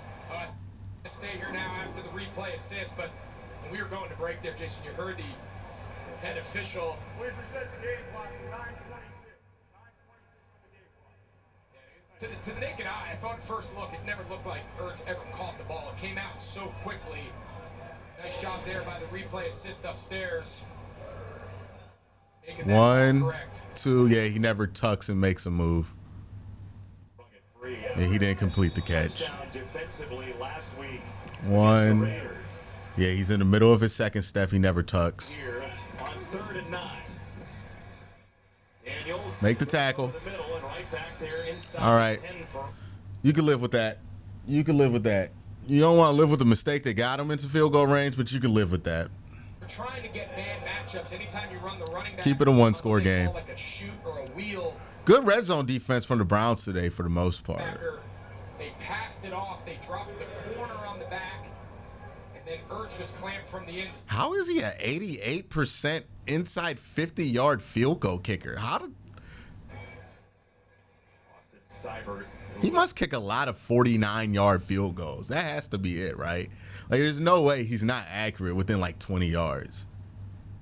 Let's say he made that one. And he does. That's a low percentage for inside 50. Austin Eckler, downfield, but watch this line here. Yikes. Now, how did he get free? Who was supposed to put a hand on him? How did that guard get free to pull? This Kia Turbo Hybrid is built for... I mean, right now the defense is keeping like this. The Washington Commanders have had one of the most potent scoring attacks in all of the NFL. I mean, they score on like 80% of their drives or something like that. And your defense is holding them down well under what they have been able to perform throughout this season. So the defense is doing their job. The offense has to do more. Like, their 3 points that they got, partly responsible because of what the defense did to get in that field position. So, like, the offense has to produce something. They've given them nothing all game right now. They got to do something. Deshaun's got to make some plays downfield. Amari's got to get open downfield. Jerry Jeudy, it would be nice to hear his name. It would be nice to see Jerome Ford run the ball. But, you know, somebody's got to make a play offensively right now because we're getting nothing from them there. And as much as we're upset about the defense, it's because the only thing we're seeing when we watch this game is the defense because they've been on the only thing on screen because the offense has been 3 and out, 3 and out, 3 and out. So, yeah, we got to get something from this offense right now. It's a piss poor effort. And this isn't like Washington has had one of the best defenses in the NFL. This is one of the worst defenses in the league right now. And we got 20 yards of total offense. Come on. Hit that like button, y'all. Maybe if we get to 1,000 likes, maybe that will convince the offense to do something. Let's try to get to 1,000 likes here. Super chat, this team looks like they don't have the desire last year. I wouldn't even say that this week. Like, the defense has had the desire to win. Look how many plays the defense has made. Look how the defense has come out here. Look at what they're doing relative to what Washington has done against other teams. The defense has showed up to play this week. The offense, I don't think it's a matter of they not coming to show up. I think it's a matter of if they stink or not. Like, you can want to play all you want, but if you suck, you suck. That's what the offense is right now. Like, the defense, they playing good. Offense can't get nothing. Field goal, Myles Garrett has been. Defense ain't got no rest. And they kept this a 1-score game, and they're partially responsible for the 3 points that the Browns have right now. Fumbled on, and then eventually the field goal. Offense has 20 yards of offense right now. It's like ridiculous. Offense, especially early good kick sequences. Strong on the return. He is knocked down at the 30-yard line. First and second down. You talked about this league. Come on, man. We need something. Where successes happen. Yeah, you take a look. Really, the thing that sticks out is look how much higher than the league average Cleveland is playing out of the shotgun. And I know we've kind of talked about it a lot here in the first half, but I can't stress enough. The teams that want to operate out of the gun at a higher level have a quarterback that they're willing and able on first and second down to activate as a runner. That's the advantage that it offsets. The best play in football on early downs for a team that wants to throw it as much as Cleveland is under center, hard run action, and throw the ball downfield. Shotgun here, Jerome Ford right into that deep. Yeah, we're not getting any push on that offensive line right now. We're getting zero push. Right there. That's 8 plays on first down, 15 total yards. Yeah, and zero then push. The second level to that is it puts so much pressure on your third down efficiency. It stresses your pass protection. It puts a lot of pressure on your quarterback. And right now, this is just not a model that's worked for Cleveland here this year through the first 5 games. Watson for Ford out of the backfield. And 2 Commanders are after him, including Jeremy Chin. Mikey Samer still as well, so it's 3rd and long again. You have to wonder, they're 0 for 5 so far. This will be their 6th. And you have to wonder the conversation going on with Kevin Stefanski, and we know his track record. We know the offenses and the way he's run that Gary Kubiak under center outside zone play action. We saw him do it last year with Joe Flacco down the stretch. Yes, you want your offense to suit your quarterback, but you also want it to suit everybody else. Pressure coming on Watson. He feels it, and he is dropped. It's officially no gain. Jonathan Allen was... Got 2 yards of offense on that drive, man. 2 yards of offense. We're asking a lot from this defense Run right design, now. they call it a middle cross. They're going to get Bobby Wagner. So you know you got middle open. You have routes over the middle. Just throw the under and get on with the game. Just throw the under. You got to throw the under. You have mesh. They're going middle open. You got to throw the under. Come on, man. It's right there. 4 games coming in for this. I mean, that's just bad quarterback play right there. I don't know if that gets the first down, but it at least has a shot. stepping up late and trying to run between the strongest part of their defensive line, that's not a good decision. It looks so hard for them to get a yard. Yeah, man, everything's a struggle right now. Nothing is easy for this offense. And like every time they have a bad game, it's like they build on it, and like the next bad game the offense has, it's worse. Hopefully it's just like, okay, they have a bad half, they come out next half and play well. But this looks like a continuation of what we saw in Dallas, what we saw in New York, and now. And maybe it's an NFC East thing. Maybe it's just Deshaun Watson's incapable of playing a decent football game against an NFC East opponent. Who knows, man? But I'm tired of it. Like, we got to get better, more offense than this. Like, this is ridiculous. I'm going to give him credit when he plays well, but when he plays like this, you got to say something about it, too. I gave him credit last week. I thought he played well. I thought the tape looked good. I could already tell from the first quarter of this game, the tape's not going to be great on this one, at least from the first half.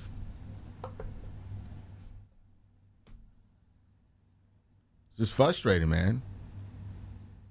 Frustrating.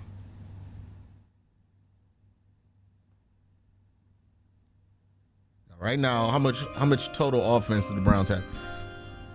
The Browns got almost got more plays than they got offense right now. 22 plays, 42 yards. Kahat Slayer says, I tried to stay optimistic, one-score game, but at what point do we burn this offense to the ground and start over? Deshaun's got to do better than 5 and 13 for 35 yards. Like, the offense isn't making him play like this. He's playing like this. He's got to do better than this. I don't even know if the offense is good because, like, sometimes we don't even get good enough quarterback play to evaluate the fucking offense. Like, this is just bad. Like, you have an answer there. That's the schemed up answer. It's mesh. You run mesh because you think you're going to get blitzed. So what do? You look for – you got to throw it, man. You got to throw that. Give me Winston next drive. What do we have to lose?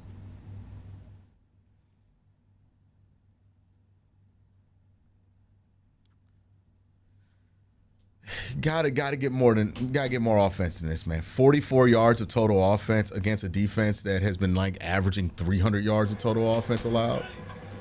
First down for his offense. Jaden Daniels tipped in the air and incomplete. It's ridiculous. Reed got the hand up. Winston Reed, the rookie out of Weber State. I think something that really stuck out, and it came through in that little piece you just saw right there. When he took this over, I mean, he mentioned to us multiple times the amount of respect he has for Ron Rivera and the staff that was here. Watching the offense is like watching someone jam a square into a round hole. Who's the square peg? What's the round hole? Like, are we saying Deshaun Watson is getting misused? Is that what we're saying? Is Deshaun Watson, like, is he even capable of being misused right now? Like, what have we seen from this game that makes McLaurin, then we highlight that's incomplete. Yeah, I look at Deshaun. I don't see a quarterback in the wrong offense right now. I see a quarterback who's just playing bad. Because they're bringing a lot of pressure. And he's capable of playing well in this offense because I literally saw him doing it last week. But this week, he's not seeing shit. He's late to react to stuff. He's not throwing the ball with the anticipation. He's doing all the shit that drove me crazy in week 1, week 3, and now week 5. He's not consistent. Guys on the field. Big 92. If Watson doesn't turn it around, we're better off with the quarterback who will take what's there from right now. I mean, look, when your quarterback is 4 of 13 for 35 yards, it's not hard to argue that anybody could be an upgrade at that point. I mean, against one of the worst secondaries in the league. Washington, again, over 53%. And his offensive line is healthy this week.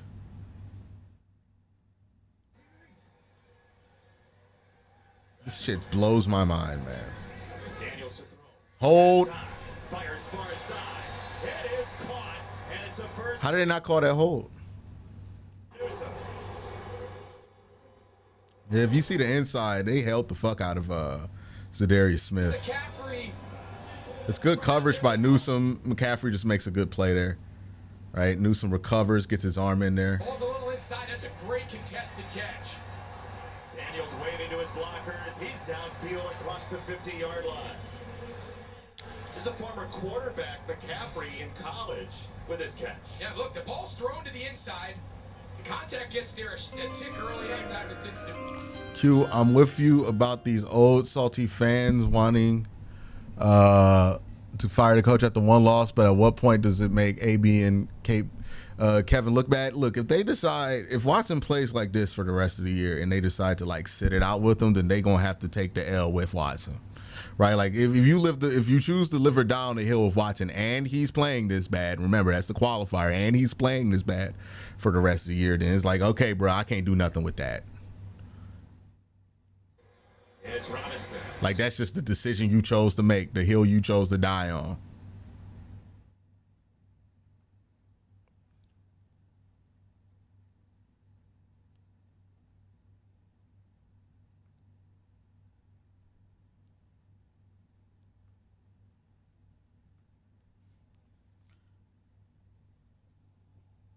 Here in Washington, the ability to throw the ball with the RPOs and the alerts to everyone on the field, it's a run. He is not going to run a lot into heavy boxes, and he's going to have to get used to it here today with all the single high coverage. Daniels, near side, there's a mark. Oh, it's coming back. It's coming back. We'll check the flag. Yeah, man. Coming into this game, the Commanders' defense was 8th in total yards allowed. 8th in total yards allowed. Let's do some quick math here. Alexa, what's 1430 divided by 4? 1,430 divided by 4 is 357.5. 357 total yards a game. The Commanders have allowed. The Browns are on pace for a whopping total of 84 yards in this game offensively. The Commanders have given up over 300 yards a game. We're on pace for 84 yards. That's Clayton Tune levels of shitty. Four receivers to the top of the screen. Little quad set at the top. Daniels to throw out of it, sets his feet just Pick it. downfield, Oh. incomplete, nearly intercepted. Denzel Ward was closest to it. It's third down. When do you take an honest look at benching Watson? He played well last week, which is the only thing keeping me from like thinking he should be benched immediately, is that he played well last week. Like legitimately played really good football last week. But at this point, I'm just tired of the inconsistency. Giving them some things down the field. It's just a matter of can he get there. Last time these two teams met, Ward stepped in front of McLaurin for an interception, so Terry wanted to make sure that wasn't going to happen there as a timeout call. But yeah, man, 42 total yards of offense versus like the 9th worst defense in the NFL. I mean, what do you do with this? We got 2 first downs this whole fucking game.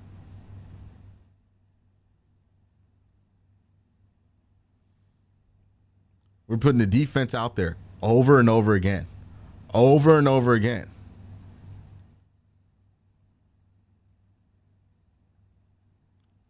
Alexa, what's 87 divided by Alexa? Oh, my bad. I don't want to set y'all shits off.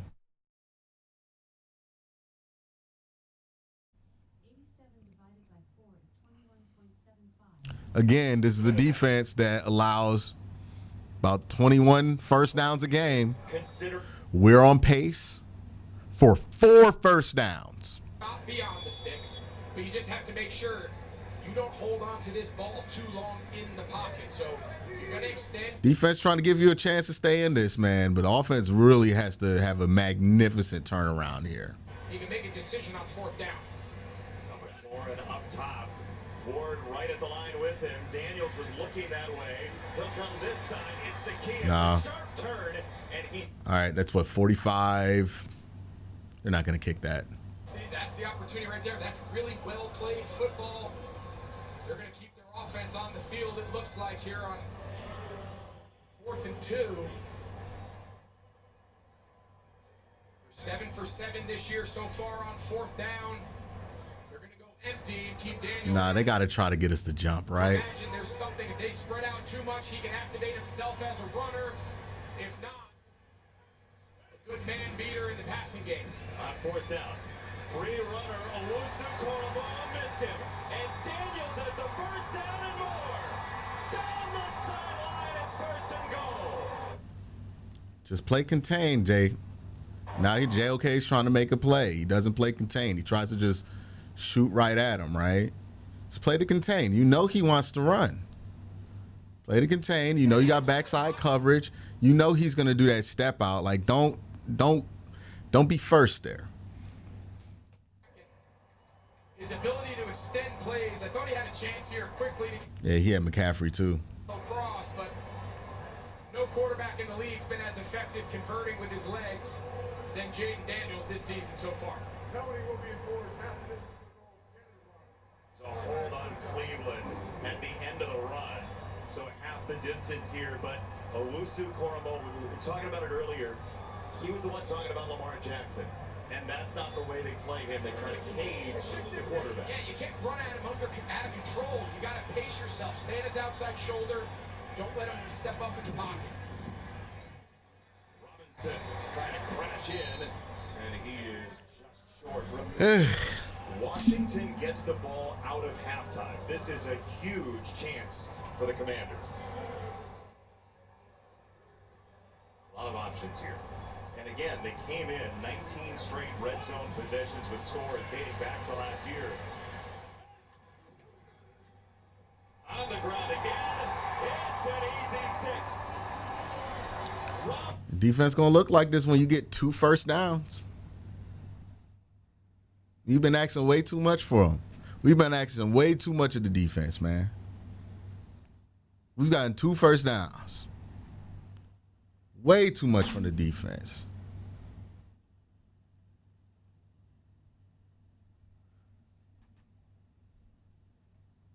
On the line of scrimmage. Watch be honest right here, number 63. He distorts the entire defensive front. Finds it.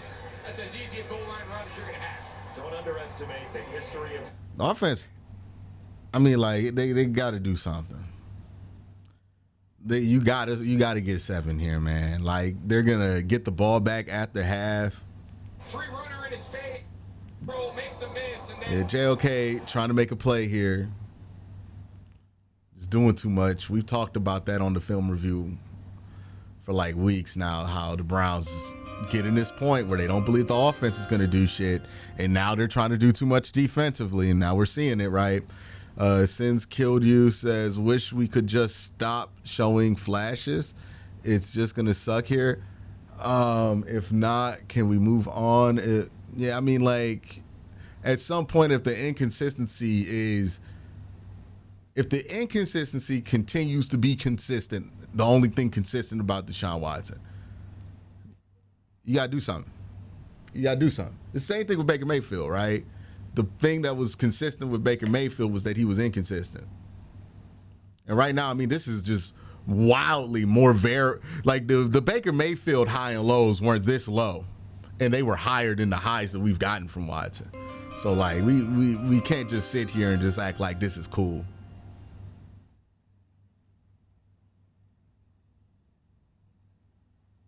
as he does right now. strong on the return. He's to the 20. Just do something offensive. On the other side for Cleveland, a team that has searched and searched for quarterbacks since reestablishing in 1999, 38 starters since 99. For Deshaun Watson, 5 for 13. 35 yards. I think their approach has to change. I think they have to understand for this offense to get better pass protection, for this offense to stay more in neutral downs, not so many third and pass situations. They've got to get under center, activate the run game, and then the play action will tie in. But as long as they allow 2 high safeties back here on early downs, he's going to camp to this. Got to imagine he's turning 2 high safeties into a run. It's Ford on the first down run. And he'll pick up two. Allen with the tackle. We check in with Carissa. Thanks, Jason. DeAndre Swift is having himself a great first half. Already over 100 total yards in this, his first touchdown of the day. Bears in front 21-7. Jason? How about that? Good day for the rookie quarterbacks. I'm sure there's a lot of people in Chicago right now. It was a foregone conclusion that Caleb Williams was going to be the #1 overall pick, but after Jake Daniels kind of burst onto the scene last year, winning the Heisman Trophy, I think he at least made it a conversation. I'm sure Washington's thrilled the way it's worked out. Watson hit as he throws. He sails into the sideline, and a big hit. Absolutely no chance for Elijah Moore to do anything with that throw. Absolutely no chance. There's just no shot. Like, how is he going to do anything with that ball getting there that late? He puts a big hit on Deshaun Watson. No team in the league has given up as many pressures as the Browns. It's just something they've struggled to do. And Now, I know people are going to come in, defend it. Oh, yeah, well, look at the O-line. They're getting pressured, all this stuff. Hey, man, if you want to excuse 43 yards of total offense this week in a half of football versus the 9th most poorest defense in the NFL, I don't know, man. I really don't know what to do with that. Not even the 9th, man, because we're including Atlanta and Tampa Bay who play games. My bad. The Commanders are actually the 6th. The 6th highest yards allowed defense in the NFL. They give up the most yards per play in the NFL, 6.2. So they be giving up deep bombs all the time. And right now, in the passing game and run game, per play, we are getting, let's pull it up here, 2.6 yards per passing attempt. 1.8 yard per rush.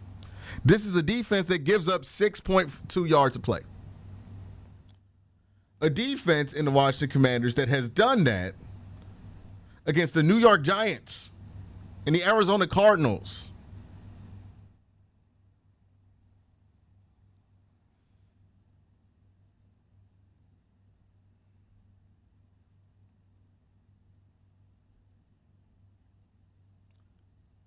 Man, that Dallas game don't even feel that bad anymore.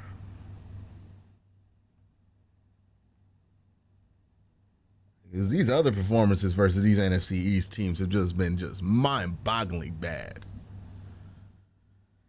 And I don't think it's going to get better once he starts playing in-division opponents. Something is off when it's offense and DW. I've been on the team where the offensive players did not believe in the QB, and this is exactly how it looked. I mean, how do you believe in 37 yards passing? How do you believe in 2.8 yards per passing attempt?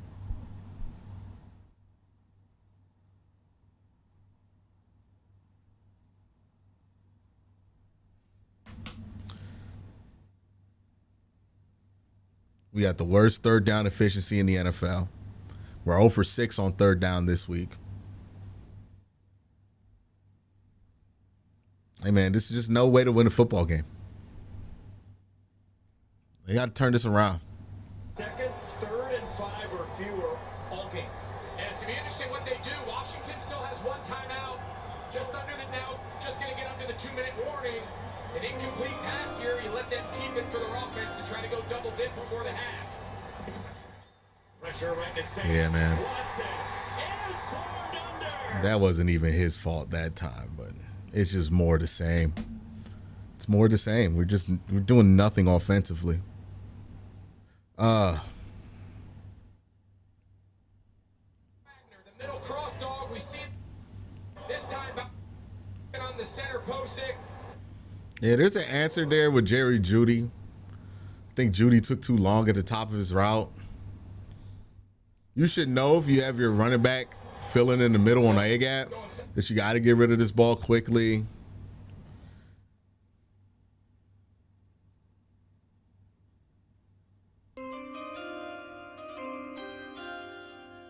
This isn't what a good quarterback looks like behind a bad offensive line. That's all I'll say.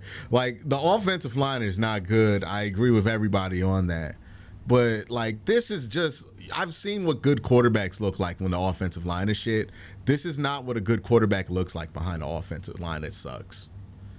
This is what a bad quarterback looks like behind a bad offensive line. And we're getting bad quarterback play today. I'm being kind by calling it bad. I'm really being kind. Corey says, honestly, what do y'all think needs to change?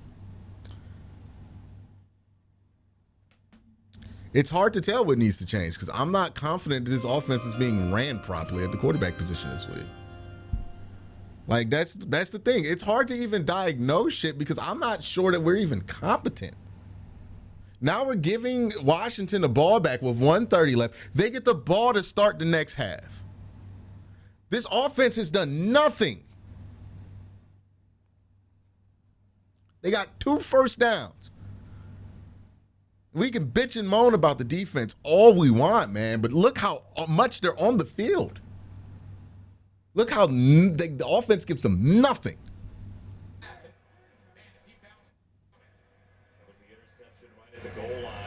Like, we're talking 2010 Browns level of nothing from the fucking offense right now. I'm not even being sarcastic about this. This is some of the worst offense I've ever seen. Like, yeah, bad offensive line play. It's bad offensive line play. I get it. The offensive line's trash. I get it. But does this look like a good quarterback behind a bad offensive line right now? Good Lord. Jaden Daniels is behind a bad offensive line. Yeah, I'm done. We need to change a QB. Seems like the best spot to change it. I mean, I wouldn't fight it. I'm not going to say that that's going to fix everything. But, I mean, at this point, yeah, sure, why not? Let's see what happens. Can't hurt anything. Like, if it gets worse than it is right now, does it matter? It's a first down. I have defended Watson too long. He is washed. Something's off. Maybe it's the Tiger Woods effect. Something's off, and it ain't coming back, bro.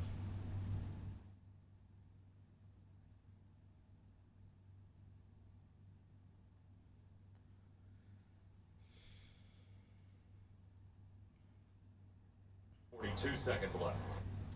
Like a little bit of a glimmer of hope last week. Really thought he played well. Saw some good stuff there. We're right back to where we were after New York, man. Right back to where we were after Dallas. They seemingly get more out of the 1-31 offense. Yeah, at least they got down the field, dog. And touchdown. Yes, of course. Yeah, we gave up a touchdown. I mean,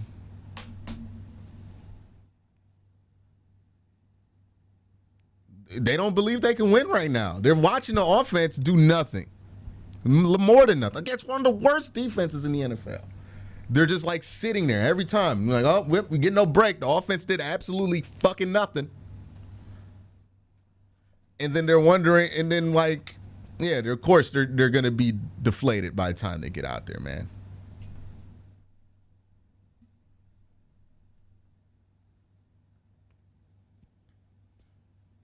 Hey man, I don't know what to tell you. This is just, it keeps getting worse. Like, this is the thing that bothers me. This is what I mean by we tried so hard to cater to Watson, and this is what we get. The more and more we try to make Watson comfortable, the worse it gets. The worse it gets. It's like Josh Dobbs.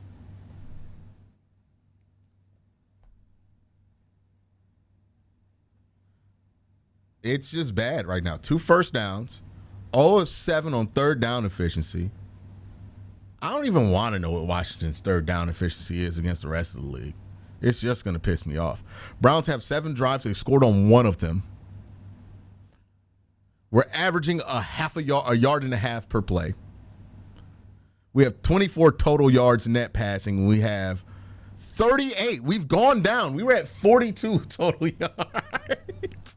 We were at 42 total yards like a couple drives ago. It's actually gotten worse. Okay, cool. We're at 38 total yards for the first half. We're on pace for 76 yards, or just do the math, man. We're on pace for less than fucking 80 yards this game. I can't do nothing with that. I don't know what y'all want me to do with that. I don't know. What am I supposed to say to that, man? How are we supposed to still like justify not even considering changing the quarterback at this point? How are we supposed to justify it? He better come out here and throw for like 4 touchdowns in the second half. Because this is awful. This is awful, man. Awful. And I don't care who you want to blame it on. You can blame the play on the offensive line. You can blame the play on the wide receiver. But this doesn't look like a good quarterback right now, man. LOL. Dragon says, well, maybe we'll have a shot at Jalen Milroe. Hey, we keep Watson out there. We might have the first fucking draft pick. Yeah, let's go behind. Yeah, let's lose more net yards. We're now at 33 net yards. 33 net yards. We got Pierre Strong arguing with the training staff in the background. I hope he doesn't come back into the game. A guy in Ward who has been a top 10 cornerback in completion percentage allowed against across the league this year.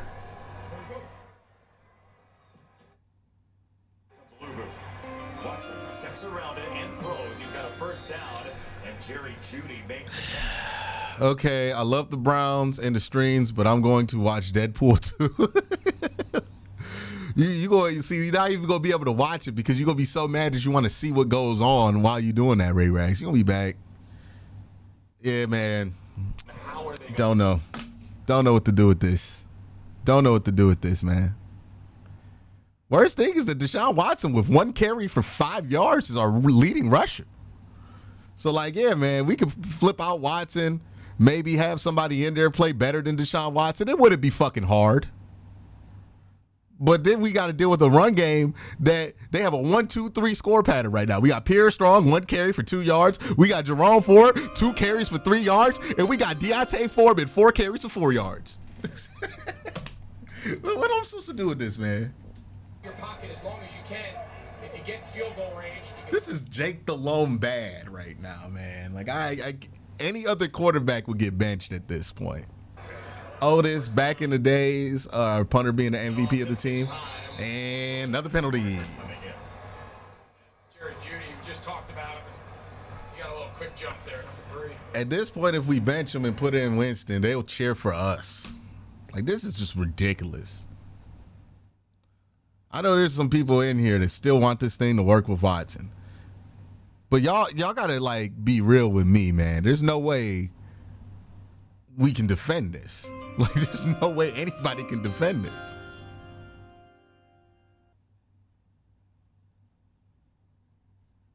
It's Sly says Dorsey has to go as a QB coach. Nah, man, I'm gonna be honest with you though. Here's why I have issues with just straight up blaming this on the coordinator. I've seen Kevin Stefanski do well as an offensive coordinator with other quarterbacks. I've seen Ken Dorsey do well as an offensive coordinator with other quarterbacks. But I've seen Deshaun Watson look like this under multiple offensive coordinators. Like, seriously, tell me if the logic is flawed there. We've seen Kevin have good offenses with other quarterbacks. We've seen Ken Dorsey have good offensive with other quarterbacks. We've seen Deshaun look like this with multiple offensive coordinators. Hey, man, where's the finger pointing, really? Derek says Ken Dorsey's offense is bad. I think, I don't buy that this is all Ken Dorsey's fault, man. I don't think Ken Dorsey's helping anything right now, but I just don't buy that it's Ken Dorsey's fault. This looks like a quarterback who sucks. Like, plain and simple. We're trying to make it anybody else's fault to try to salvage some possibility of this thing working. It's not working. It's a horrible trade. It's going to go down as a horrible trade. It's over with, man. We ain't never getting that dunk, those quote tweet dunks. You're just not going to have it, man. It's over with. He stinks. Him being capable of this kind of football 3 times in a season, it's over with, dog. Like, nobody can play this bad and then be a top 5 quarterback for the rest. It's wraps. It's wraps. Christian Corley, who are your top 3 prospects? I only like Shador, and I only like Jalen Milroe in this year's draft class. Yeah, did he throw an interception? Out of bounds. St. Out of bounds. Jude's was over. It's 4th down for Cleveland. I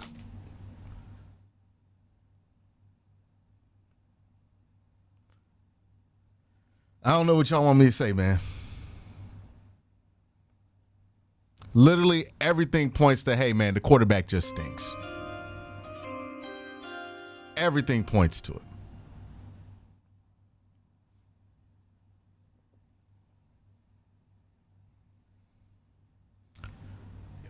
Like, this has happened 3 times now. This season alone, it's happened 3 times, right? I understand wanting to give Watson a clean slate, wanting to see what he could do when he's healthy, wanting to see what he could do when he gets mini camp, OTAs, all of that shit. Okay, I understood that instinct coming into the season. I was with that instinct. But 5 games into the season, 3 of these games have not just been bombs. They've been some of the worst stank bombs you've seen from the Browns at the quarterback position since Deshaun Kaiser was playing quarterback for the team. And I'm gonna just piss myself off during halftime. And I'm going to look at some of the 0-16 Browns offensive splits, and if they're better than the Browns right now, I'm going to lose my mind.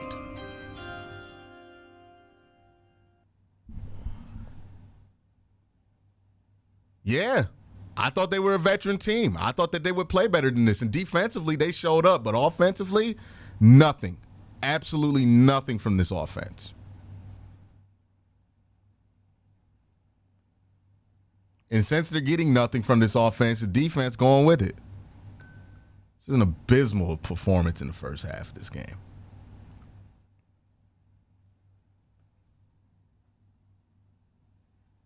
Good Lord. I'll be right back. I got to get my truck.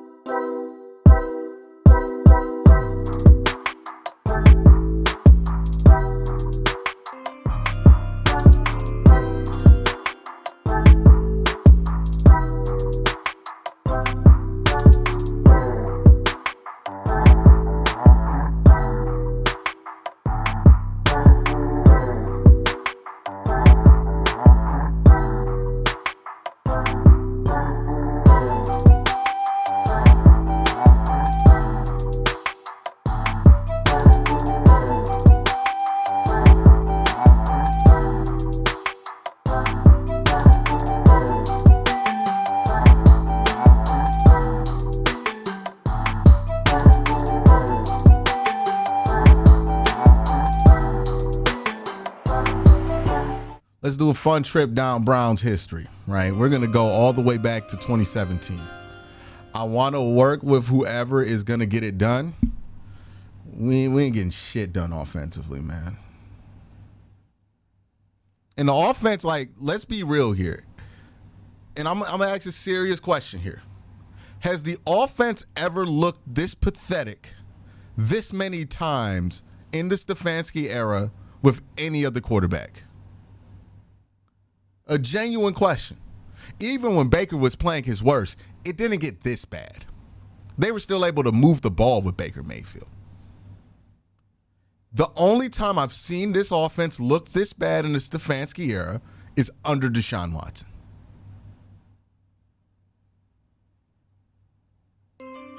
Am I wrong? How the F does it got so bad? Watson in 2023 was not even close. He was not close to this bad. He was like above average in 2023. He's gotten so much worse, man. So much worse. I can't, like, his bad games in 2023 would be good games. Like, it's, hey, man. If this were any other quarterback that wasn't traded and spent this much money on, I really wouldn't have been surprised if we came out with a different quarterback to start the half. But not lost cost, sunk cost fallacy, right? So some people are asking, How does this offense compare to what the Browns were doing way back in the day? What is a realistic plan to replace Watson? How much is he owed, and how would you do it if you're the Browns? You would continue to move Watson's money down the line and pay it out and just shift the money because that makes it cheaper over the life of the deal. You'll still do what you're doing now with the money, right? Unless he gets suspended from the NFL, and that means you're absolved from paying the money if the league suspends him again. But if you want to replace Watson, it starts with playing somebody else at quarterback, probably telling Watson to go home for the rest of the season, and drafting somebody either this year or next year, or seeing if DTR can play. But that's what it would look like. And here's why I don't understand. The Browns are well within the position to be able to do that, man. Well within the position to be able to do that. This is just, hold on.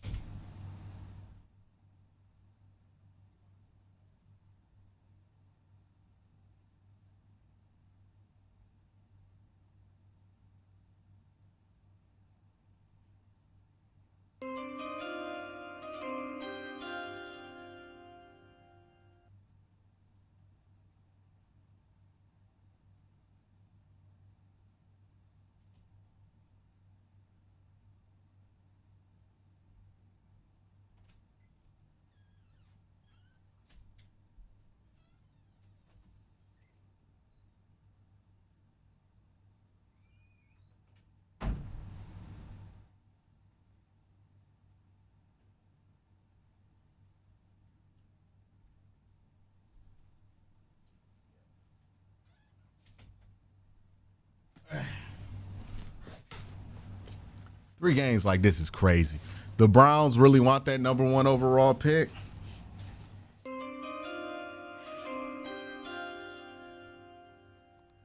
Baker, Flacco, Brissett, DTR, half joking. Half joking. Yeah.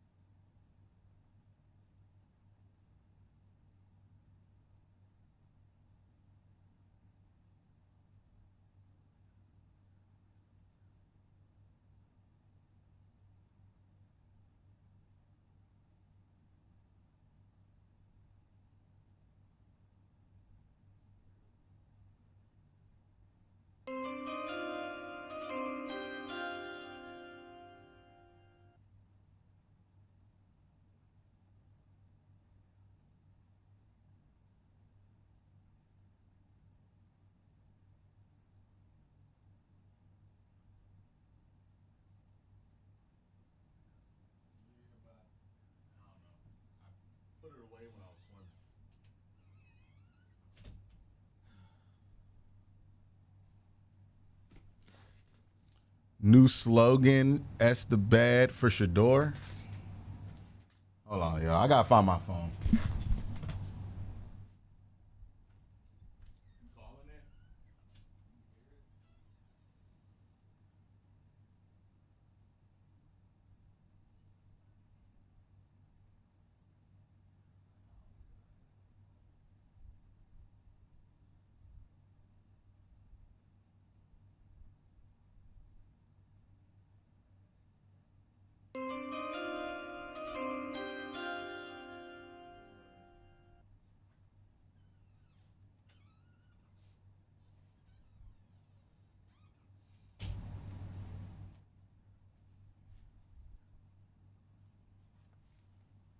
Yeah, you ain't wrong.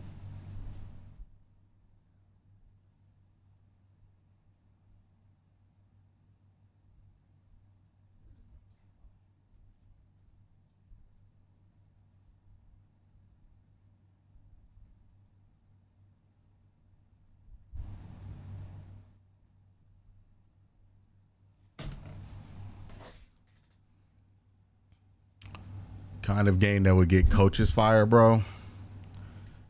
Yeah, if I thought the coaching was the issue, I would be all with you, but it's not. We're staring the issue right in the face, guys. You could try to take other things down with it, but the issue is the quarterback, man. So glad I didn't re-up my season tickets. Yeah, man, the issue is the quarterback.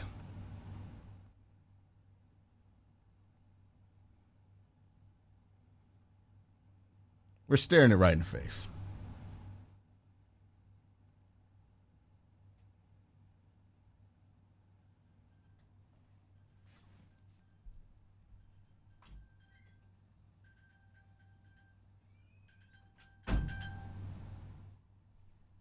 We're staring the problem right in the face, man.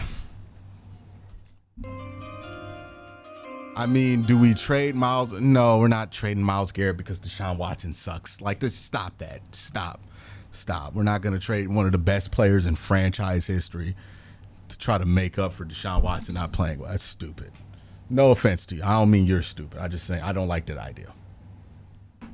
Why make, like, we don't need to try to, like, trading Myles Garrett in a reaction to trying to, like, fix things around Deshaun would just be a awful idea because you're adding on top of, like, a fail. You already are failing because of Deshaun Watson, and now you're going to trade your best player, the identity of this team, to try to make up for issues for Deshaun. Like, no, don't turn one into two. I found the phone.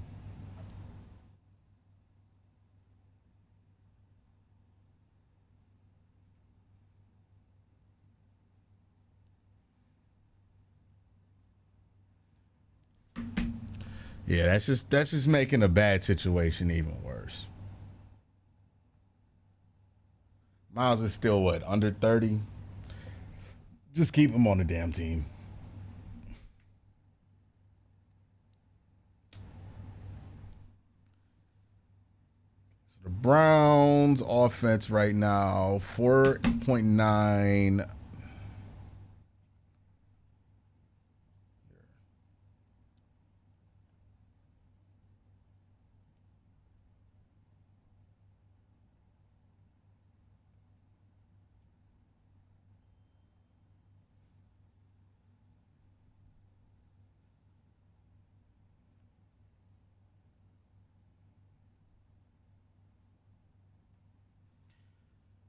Yeah, I don't think trading Miles would be a good idea. We can't try to solve the problem by trying to, like, solve a million other things that might not be problems because the one problem is a problem. We got to just take it one problem at a time, man.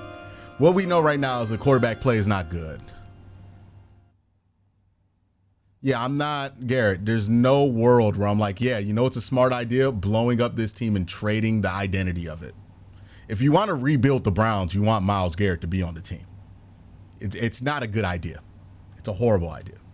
Like, you can't just rebuild the team and just start from scratch. You want to keep some pillars from some veteran players on the team. So, no, trading Myles is a stupid idea, man. No offense. It's just a bad idea.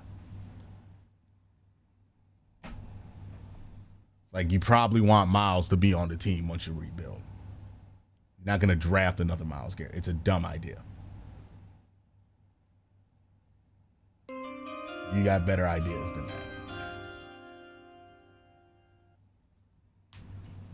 Yeah, the Browns average a yard per play less than they did in 2017 right now on offense.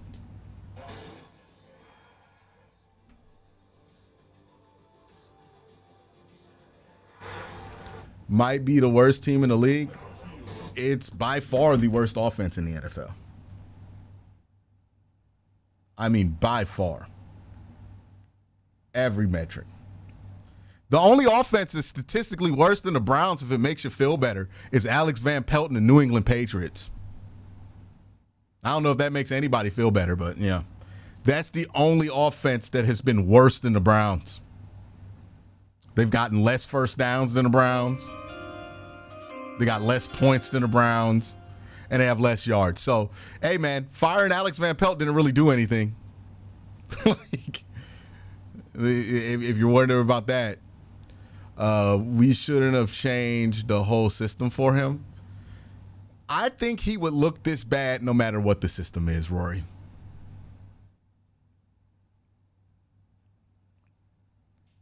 I don't think the offense they're running is the issue right now. I think the dude running the offense is the issue.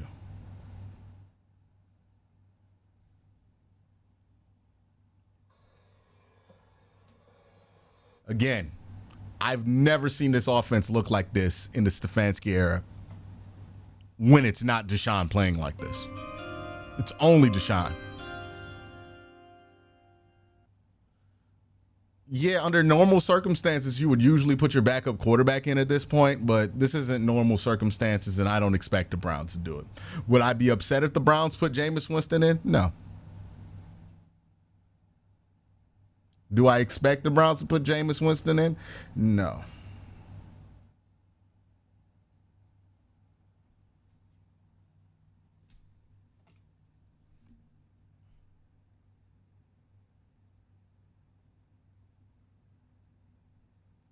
Thanks, guys.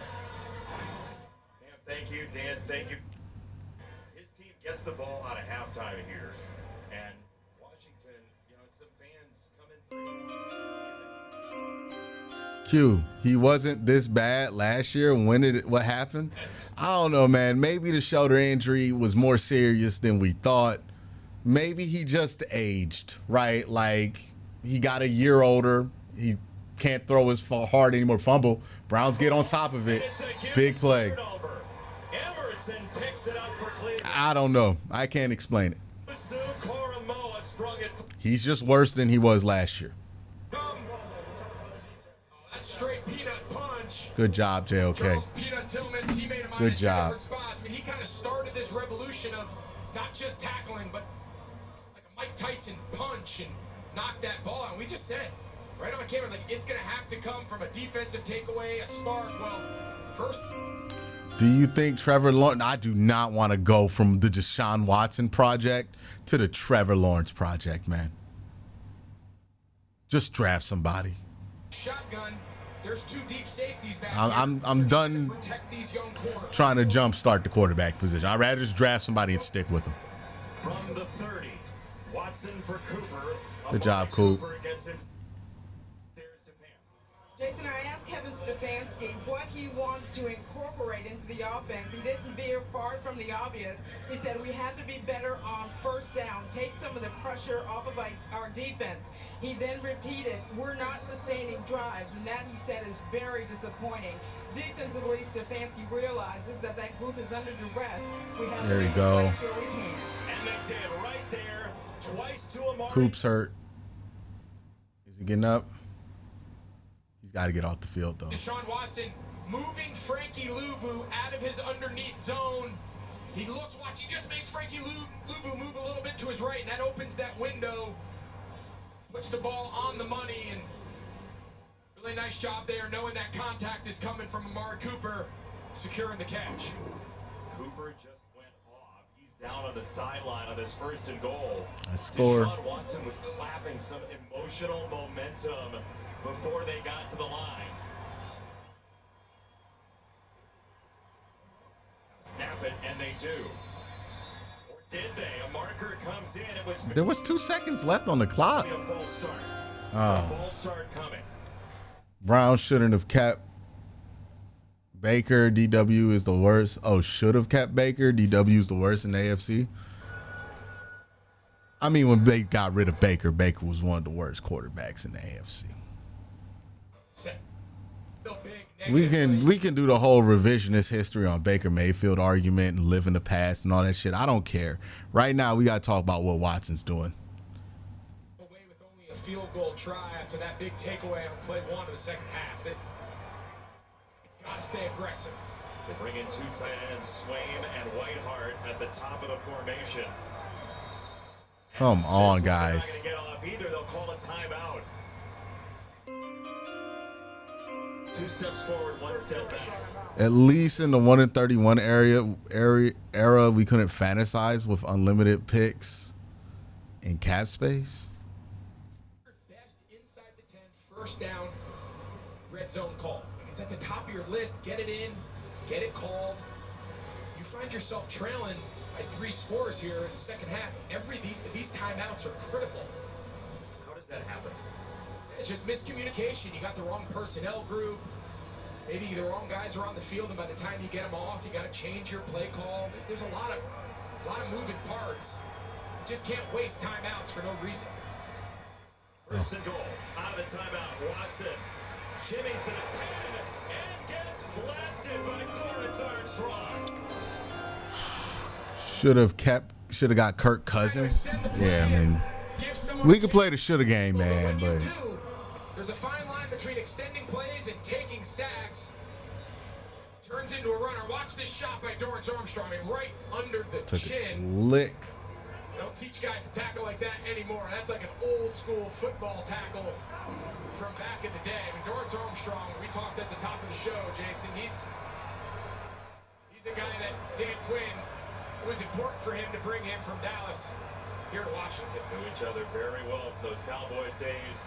Watson stepping up this time. There's Armstrong again. He had to get around a body, and it's incomplete off the hands of Judy. Come on, man. Yes, something that's... Yeah, okay, Willie. Drops. Mari Cooper has had a bulk moment. This time, this is a great throw. I mean, you can't put this ball any better, but everyone always catches the ball against their body. Stick your hands out, pluck it out of the air. Jerry Jeudy is a great athlete. Played at a high level from college and beyond. And that's got to be a touchdown when your offense is struggling. You said it, most drops in the NFL, and it's not close. Play clock winding down one more time. They got to snap it, and they do. Watson in the pocket. Pressure coming. He bails left. Watson to throw out of the end zone.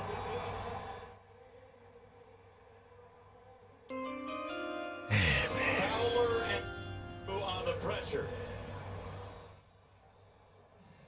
Nice job here. Watson's trying. See Frankie Louvu here again. This time he's spying the quarterback. Look, he's not really getting into his drop. They just zone out. There's just nowhere to throw the ball. Yeah, Jerry Judy's got to keep running. I know what he was thinking, but Deshaun's not making that throw across his body. Imagine fourth down being from the 8. Clock's under 20 already, and here comes the crowd. They can't waste another timeout here, can they? Looks like they're gonna. Oh my God, Kevin Stefanski has to be sick. You saw the look in his eye when he saw Watson coming to the sideline.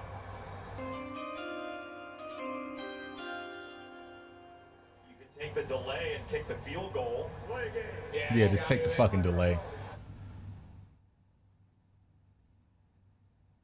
Down, went out the window. The second Deshaun Watson started walking off the field, you just can't blow a second timeout. You also can't not score a touchdown at some point as well.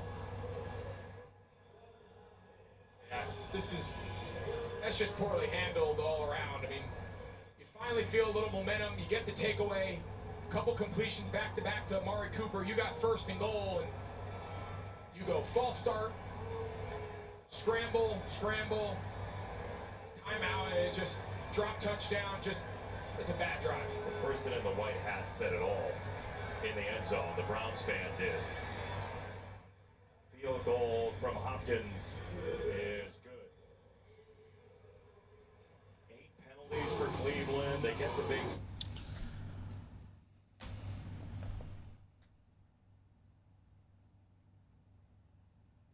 Hey, bro, we look like a team with a bad quarterback. Not just a bad quarterback, like an unplayable quarterback.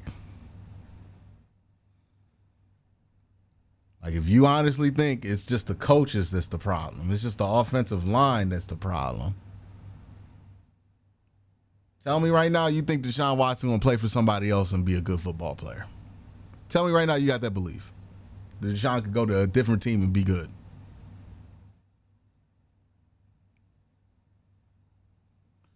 I have no belief left in that.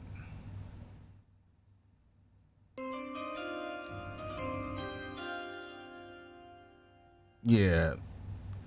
I don't know what's going on in the headset there. It looked like Kevin might have been frustrated with something going on with Dorsey. It could have been something going on with Watson.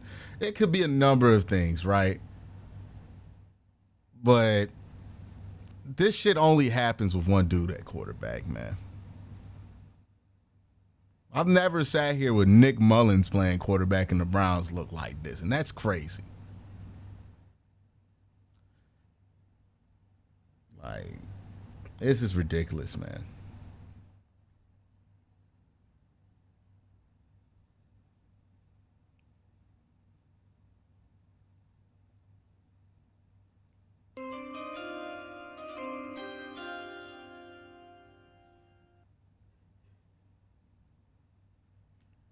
What, the offense has just collapsed? I don't know, man. I don't know what the hell's going on.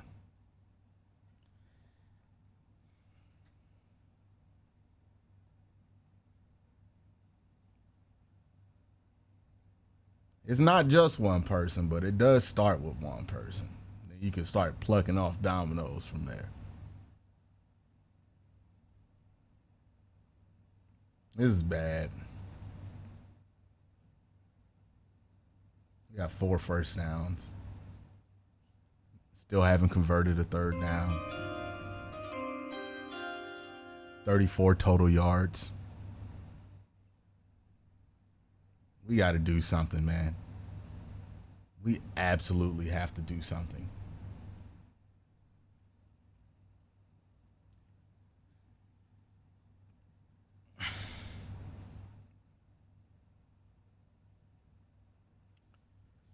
I guess Watson dropped that TD pass. Shut the fuck up. Okay, yeah. Oh, yeah. Watson only he made one good throw. Oh yeah. Let's clap it up. Never mind. Watson's not bad actually. Let's clap it up for Watson, man. He made one good throw out of the 23 fucking attempts he's had this game. But yeah, he made the one good throw. G Money. Congratulations. Take that throw and put it in the fucking Hall of Fame. He made one good throw. Are you kidding me? You're watching this game and you're like, yeah, well, he made the throw. Yeah, okay. All right. Yeah, that's cool. That's cool. That's cool. We're that desperate that we're now parsing out individual throws that he might have made. Cool. That's awesome. I'm glad that's what we think is good. Like, that's acceptable quarterback play. Let's not talk about the fact that he's averaging 2.8 yards per pass attempt. 22 passing attempts, 94 yards. He would be having a bad day if he was a. I can't do it. Okay.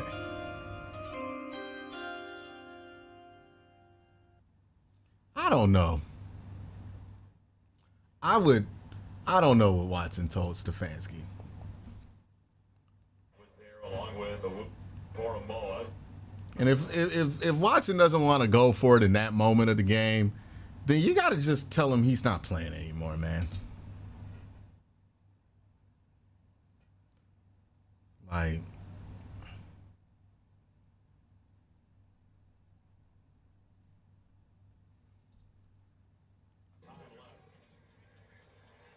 Daniel's got a chip from Eckler to free him up to heave it to McLaurin, who puts a stiff arm into the chest of Newsom. First down.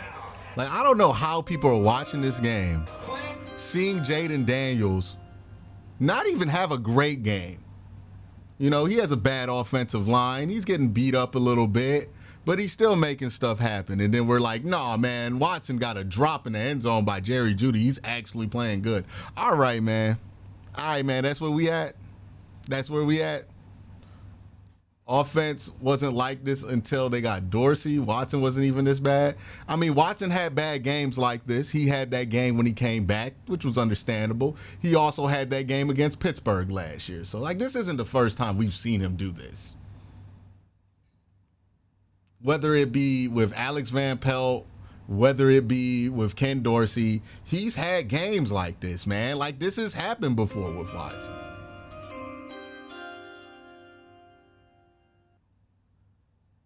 Yeah. Yeah, I mean, yeah, you're right. Once we consider putting in Winston, it's over with, dog.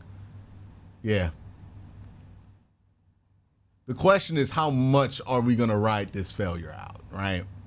But this is an L. The trade is an L. Now it's about mitigating the L.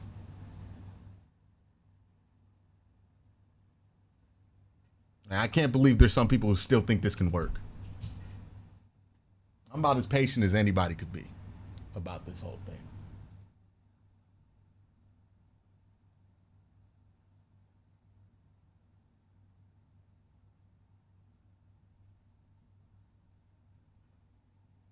Third time this year Watson's looked like this. And look, man, like if the excuse is Ken Dorsey is ruining Deshaun Watson, Ken Dorsey is literally here to help the Browns do more things that Deshaun is comfortable with. So if Deshaun is failing when we're putting him in a position to be comfortable, it's Deshaun that sucks. All we're doing is empowering Deshaun Watson to play like he did in Houston. He's getting that opportunity every time he goes out there, and he's laying a big fat ass egg every time. He's not capable of doing it anymore.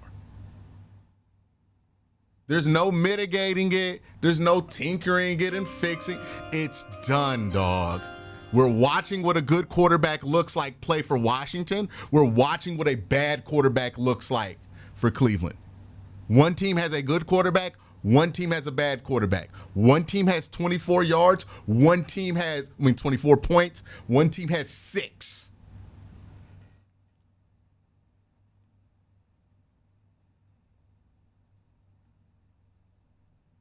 One team has 16 first downs. One team has 4 first downs.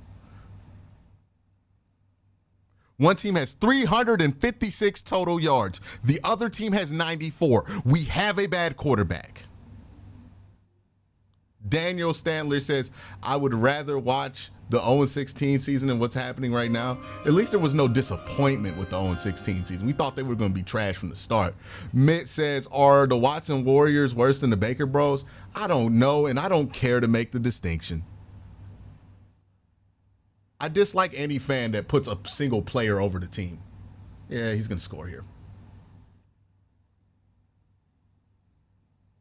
I don't care to make a distinction of who's worse. It doesn't matter. They both suck.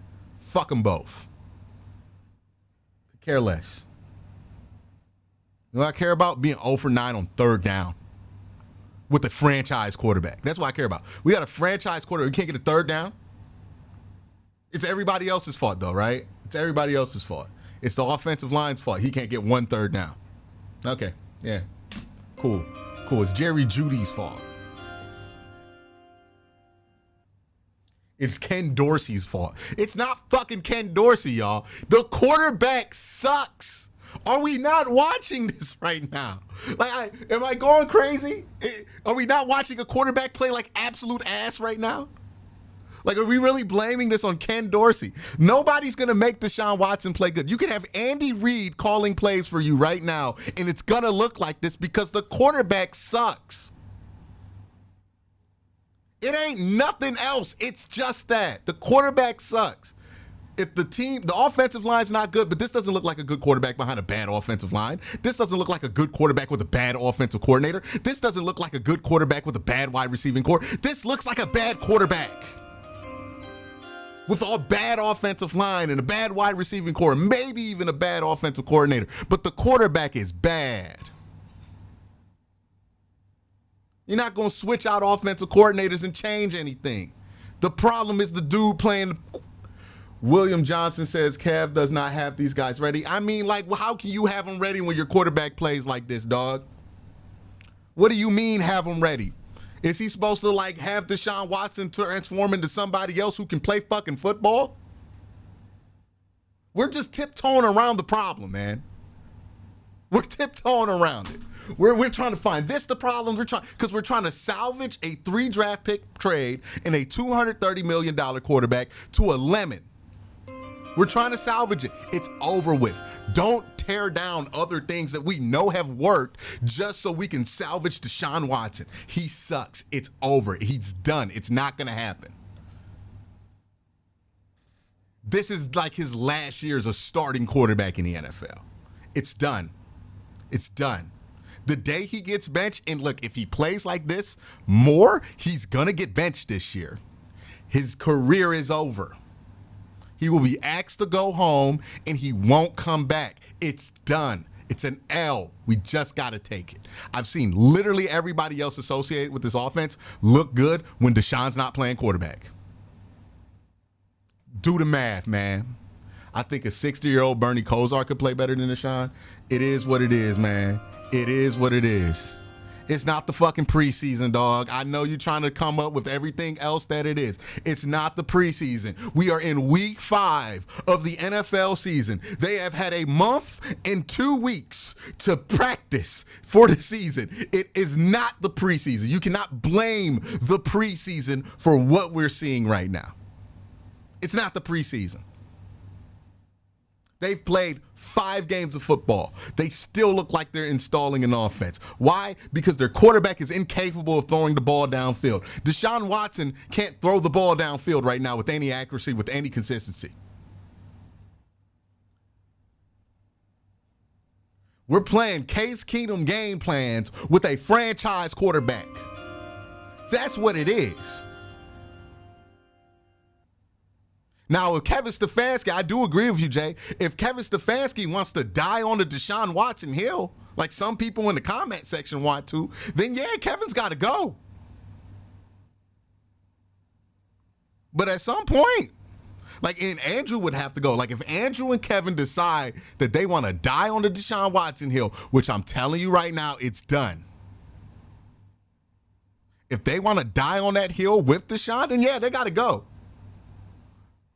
But I'm just telling you right now, the quarterback situation is cooked. And you could just tell by the energy of the offense, they don't believe in this dude no more. They don't believe in Deshaun.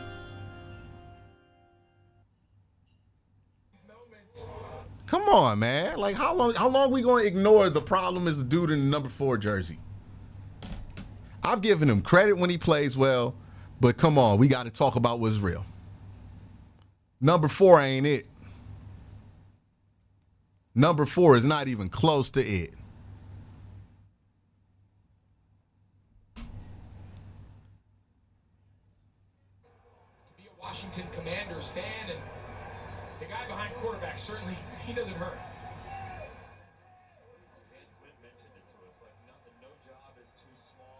Every time he makes a check, they're second guessing him. They don't believe in this dude no more, man. Strategy, facility, whatever it might be, as there's a run for Foreman, and he breaks out across midfield, and he eventually gets tugged down. Q, what do you think the Browns should do at QB next week? Winston or DTR? Not what you think they will do, but what I think they should do. I think they should just go to go to Winston.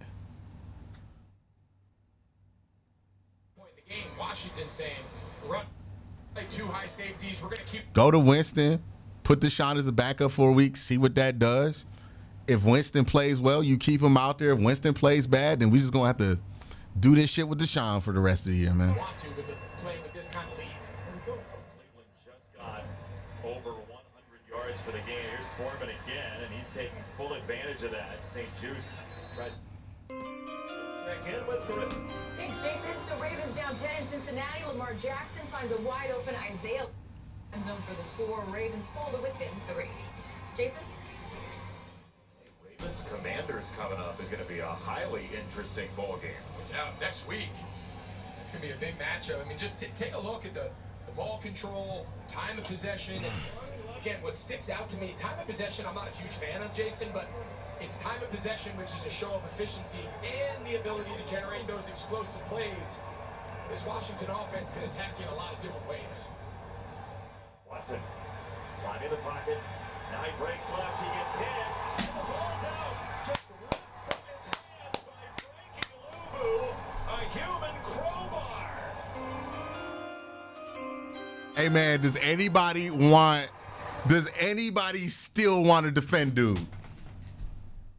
Please, in chat right now, does anybody still want to defend dude?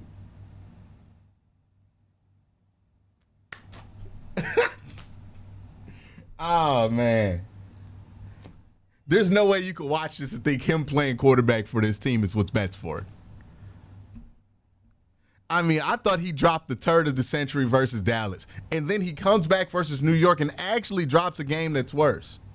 And you know what? He gives me hope because he plays really good against the Raiders. And then he drops a game that I am sure is worse than those other 2 games combined. Yeah, man. It's over. It's over for Watson. Watson's done. Watson's done. The percentage of this is on Deshaun Watson when play calling has been run, go for. You still defended him. You think this is on the play calling? Hey, man, your play calling's going to suck if your quarterback is trash. Name me one great play caller with an awful quarterback right now. Name me the one great play caller. We let it go, bro. He sucks. It ain't the play caller, ain't nothing else, bro. He sucks. He's not good no more.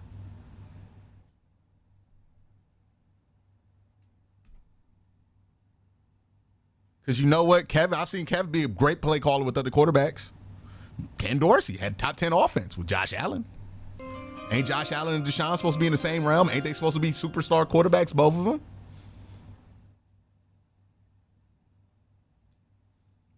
I don't even know what that means, dog. There's zero accountability on this team. That's just some shit people say. Who knows what the fuck's actually going on in the locker room?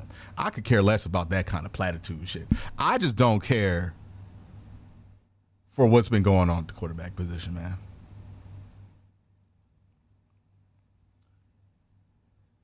Let me check chat. Let me see if he's still defending this, dog.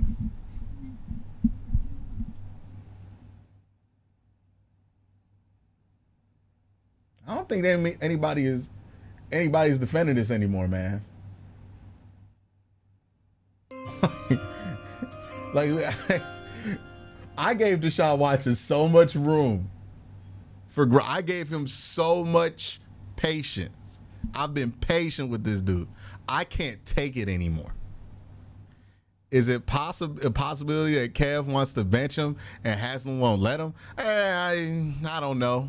Look, I imagine Kev doesn't want to admit this is a failure as much as Jimmy doesn't want to admit this is a failure, as much as Andrew Berry doesn't want to admit this is a failure. Nobody who has spent the amount of money that the Cleveland Browns have on Deshaun Watson, taking the amount of public scrutiny that they've had on Deshaun Watson, nobody wants to admit that this is a failure that's involved with the decision. And I think all three of them were involved. I think Jimmy Haslam was involved for sure. I think Andrew Berry was involved, and I think Kevin Stefanski was involved.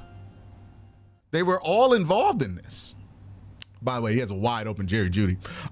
But they were all involved on this. And I think they all don't want to admit failure, but at some point you got to be the big man and admit that it failed. It's over. Want to say you're the best, Q. Hope you got something that keeps you up after these awful games. You're the only reason I still watch that awful game. Appreciate you, man. That's super nice. Appreciate that. Getting pressure. Hey, we got a sack. Big Dove. Love that Big Dove. Hey, man.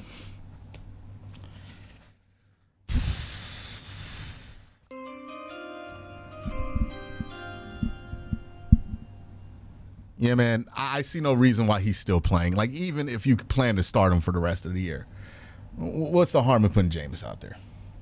You're down by like 1 million points.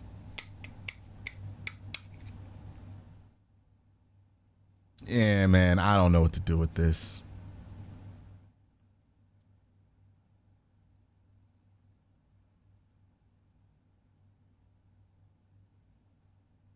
Look, I love that some people in this audience can still be so optimistic that they still think that this Watson thing could work, but I'm telling you right now, I wouldn't double down on it. I think it's done, man. That O-line was on the O-line. He only had 10 seconds. Yep. I don't know if you meant 1 second and you're being sarcastic or you're being sarcastic the other way. But yeah, man.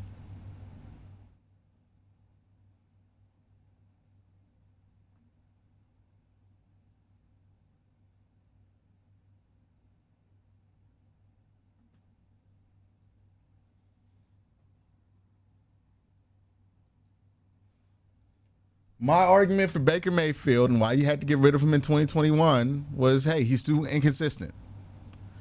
I don't know how we look at Deshaun Watson and not think to ourselves that this is at the very least very inconsistent. It's on Jed Wills, yeah. It's on everybody but the $45 million quarterback. Hey, man. We got Deshaun because we wanted consistent quarterback play. It's more inconsistent than Baker Mayfield. We just got to accept defeat here. Kevin's got to swallow his pride and they got to just take the L, man. Move on from it. Again, this is a L now. Like Deshaun Watson, it's a certified L. The question is, how long are you going to let this L sit? Are you going to let this L get you a top 5 draft pick when you're coming off an 11-win season, or are you going to do something about it? Because you don't have to live with this. Like, you could tell Deshaun to go home and make it awkward or whatever the fuck you got to do, but you don't need to do this. The reality is that this trade didn't work. We need to heal and pivot, move on. KS is not the problem. It's the QB. Do you think you have a legitimate shot at Shador? And this team looks very much like a contender in the NFC right now. Yeah, I mean, like right now they would have like a top 5 pick. So, yeah, they would have a shot at Shador. I prefer Milroe over Shador. Seems to be dominant. It's been anything but that today. They'll throw over the pressure from Owusu Koramoah, and Eckler speeds out of there inside the 20. Yeah, his team looks defeated, man. Remember when Hugh Jackson used to just like bench the quarterback randomly because he's like, the team needs a spark? Yeah, man, I'm feeling that right now. Was the pick due to the preseason, LMAO? Yeah, man, probably. It's the preseason's fault. It's definitely the preseason. I don't know, man. Yeah, this is a backbreaker. This is a backbreaker for people in Cleveland. This is a backbreaker for... You can't bring them back home after this, man. Like, there's no way you can have Deshaun play another game in Cleveland Brown Stadium like this. There's just no shot. Like, I don't think even, like, I think this loses everybody. Like, the only people who will defend Deshaun Watson are, like, the people who came from, like, Houston or Clemson. I don't know who, like, nobody wants this anymore.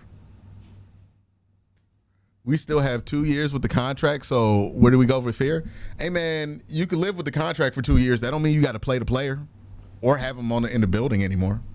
You can tell Deshaun to go home. He'll work out something if he wants to play again.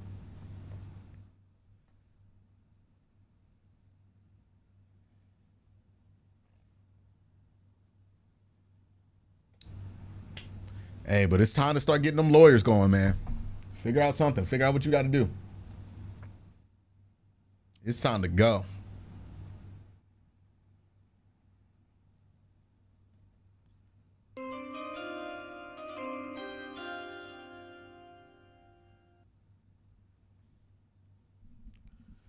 Watson was a gamble we needed to take at the time. Sometimes you lose when you gamble. Yeah.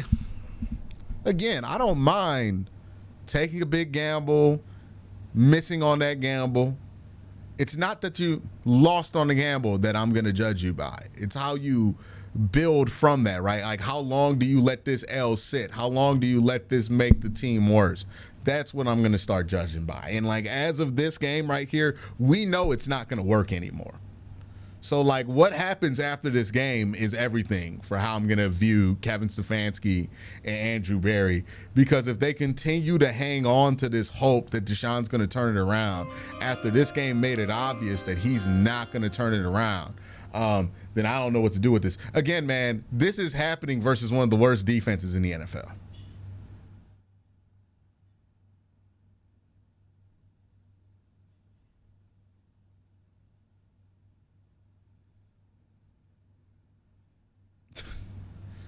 Nah, he didn't catch that.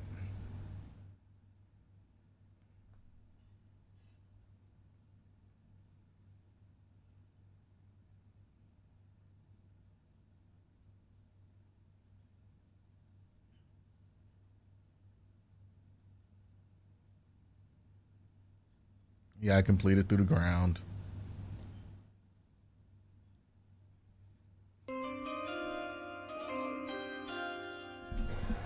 Thanks for holding Don't Strong on the stream, man. Don't engage with the people baiting, defending Watson. It ain't worth it. Yeah, I don't think anybody's defending him anymore after the fumble. I mean, after that, I think all the Watson defense stopped.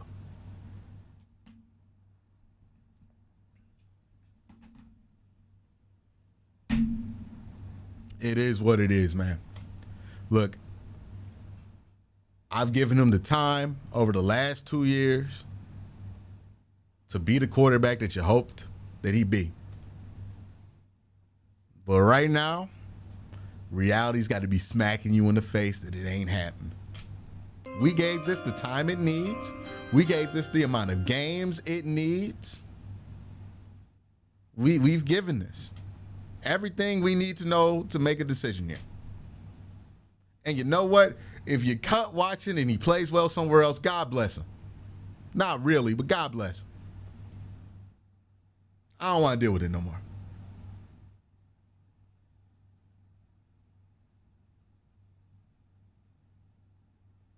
I think it's going to take a lot of uncomfortable conversation.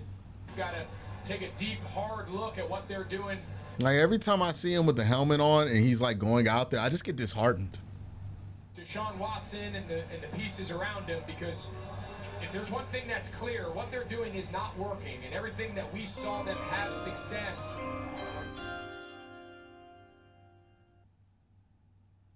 We're calling it like Cam in New England. Brother, this is more cooked than Cam in New England. If we had Cam in New England, we'd be all right. Like, this is worse. It starts to snowball. Seibert kicks it away. Foreman will stay in the end zone. Deshaun Watson, take a look at what he did in Houston. He's a Pro Bowler, 270 yards a game. Great numbers, tremendous numbers. Bring it here to Cleveland, not the same. Yeah, just haven't been able to recreate. And listen, it's never on one guy. It's never just, okay, he's not the same player. There is a lot.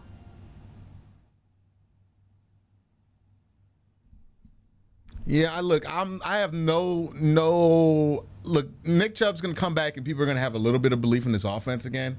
I've been able to crack the code of keeping him But healthy, it's and then when he is Watson in the just it's not happening, man. that magic that led to that blockbuster trade a few years back. Ball's a little bit high and reeled in by Elijah Moore. Kevin Stefanski. It looks like they printed out a new play call sheet. Successful inventive play call. Absolutely. I mean, this is the two-time coach of the year now. I mean, this guy has shown with different pieces, different quarterbacks. I mean, 5 last year alone. He has shown that he can call big-time. If nothing else, at least we get to go through this nightmare together. Love you, can let the rest of the work you do. Hey, man, that's one way to look at it. Oh, jeez. To midfield. There's been pressure again. 19 pressures on the way into this game total coming in. Yeah, it's been a big issue coming into the day. We thought getting back the left tackle, Jed Wills, we thought that would really help. Ethan Posick at center. He's back in there after leaving last week's game early, but it's a combination of a good effort by Washington up front and a poor effort by the Browns. Ford goes down, no gain.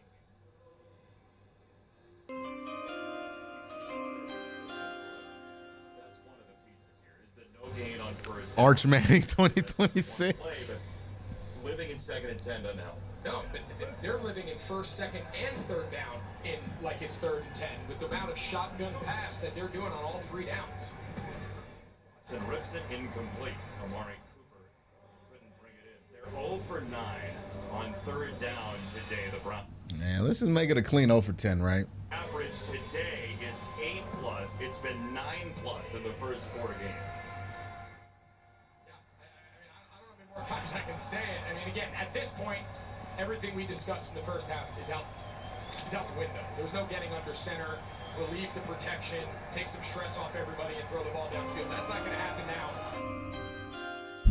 Jimmy about to make the call about a new case dropping tomorrow morning. I mean, he still has a suspension investigation pending. They do. Out of the empty, he throws gets it. Missed the screen. Let's go. Missed the screen. Yeah. Looking for Judy. Can't throw the screen now, man. Come on. Watson's on the ground. Could be offside.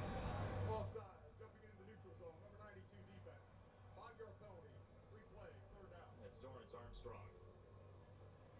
That penalty wasn't received very well by the locals. Well, they're gonna get a chance here to stop their winless streak on 3rd down.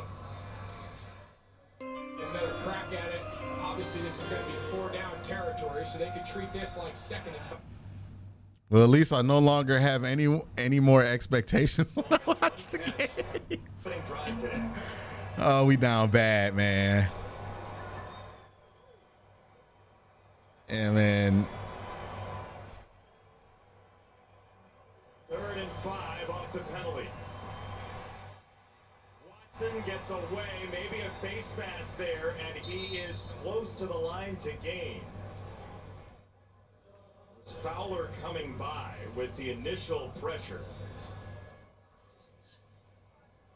It's be interesting to see where they mark this ball from the look of the down judge here on the bottom of the screen. It looks like they're bringing up 4th down. This is going to be 4th and about not even half a yard. Might not have been out of bounds. That's very close.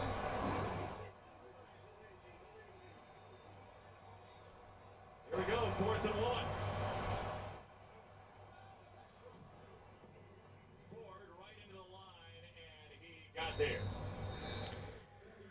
They have to put Winston in by now. The game is out of hand. That can be your excuse. Come on. That is the end of the 3rd quarter. I think Watson is aware of how bad he's playing. I think Watson is aware of what it looks like.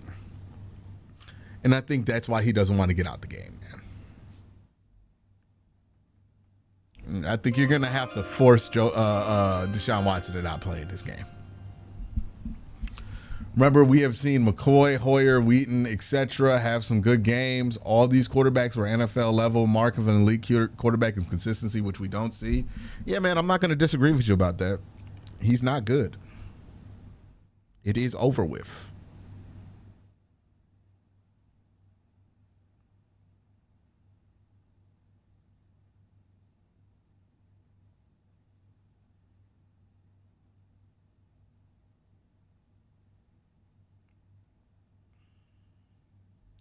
Let me get some water real quick. I'll be right back.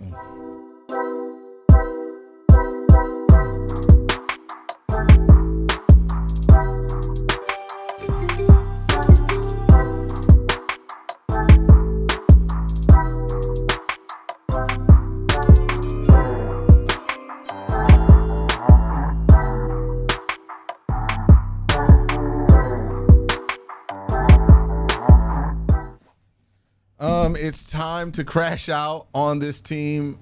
Watson is cooked. Got a rope and chair in my Amazon cart. This team got, okay, all right, chill the fuck out with all that. That's not funny. Don't joke about shit like that. All right, don't come on here joking about no fucking that's not funny. Don't do that shit. It's one thing to joke around about being miserable. It's another thing to joke about that. That shit's, don't fuck with me about that. No, absolutely not.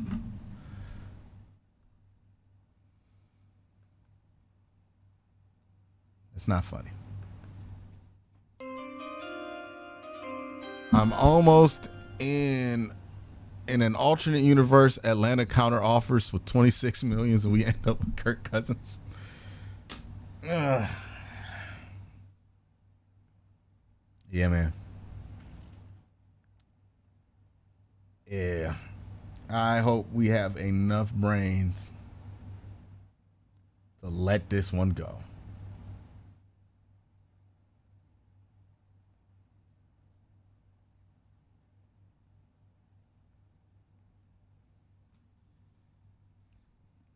Later, who is your biggest surprise in the NFL? Greg Olsen? You know, I would say it's probably somewhere between the Commanders and the Vikings. I think the job that Sam Darnold has done, a guy that a lot of people left for dead as an NFL starting quarterback, was seen there as a bridge guy. Yeah, it's a horrible contract, Otis. The job that Kevin O'Connell And that Viking staff is done. Brian Flores on defense. Louvu again. Yeah, It's a man. broken record. Frankie Louvu, he's made his mark on this game today. Him, Bobby Wagner, Dorrance Armstrong. Feels like we've been calling their names all day, but An original undrafted free agent. here he is right here. We've seen him off the ball, we've seen him on the ball. This time he's Boy, just Zach Zinter one-on-one. is just having a stank day. At Michigan, he just straight up beats him. Second down, Ikbenagany rushed, leaving tight end Akins to get clobbered. Bobby Wagner. Oh, wow, Bobby Here's a Wagner. guy- Stefanski has success with Cousins, Baker, Brissett, and Flacco. I'll give him a pass with Watson. Let Barry and Stefanski draft their own guy. Yeah, I would think that would be a reasonable plan of action here. But again, you can't ride this Watson thing out. If you choose to die on the Watson hill, I can't say anything for you. The way he was around the building, the way he takes care of his body. Said it before, he's on his way to a Hall of Fame career. At this stage in that journey, he's still playing at as high a level as he has. A 9-time Pro Bowler. They get there again. Down goes Watson. Dante Fowler's been close. That time he got home at sack number 6. It's 26 degrees in Washington. Our quarterback is washed. Love your streams and videos. Q, you make watching this dumpster fire of a team a lot easier. God bless. Appreciate you, Dylan. Reason to chip and help on the same side. You're leaving your left tackle Wills dead to rights. Just little things like that could go a long way to shoring up this pass protection that's plagued them all season long. Right. 7 sacks. 4 have come on 3rd down, and that's why they've got the goose egg on 3rd down so far today. 0 for 11 on 3rd down. It's been a rough go in our nation's capital for the Cleveland Browns. At least the Guardians. Bill Callahan was the glue guy. Shut the fuck up about Bill Callahan. Oh, my God. Deshaun Watson does not look this bad because of Bill Callahan, man. Good God.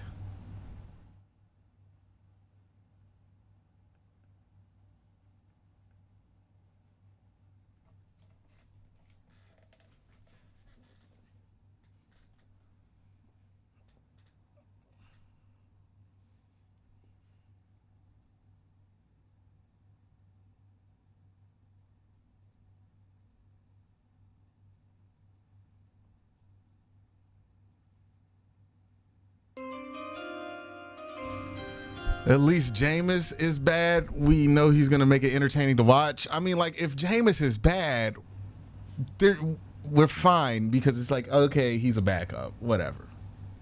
Right? Every time Deshaun is out there, you're reminded that this guy's supposed to be a franchise quarterback. And, like, you're wondering if the backup could play better right now.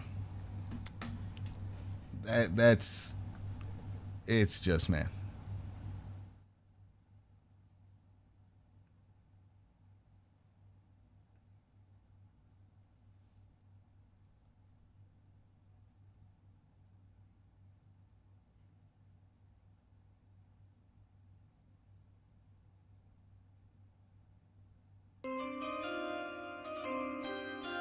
Go Guardians.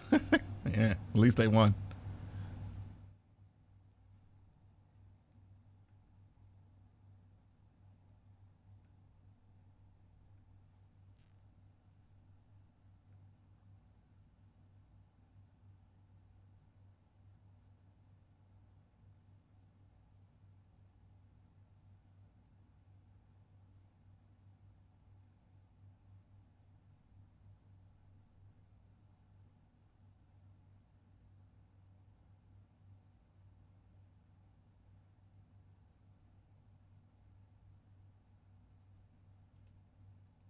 Who leads the league in receiving touchdowns?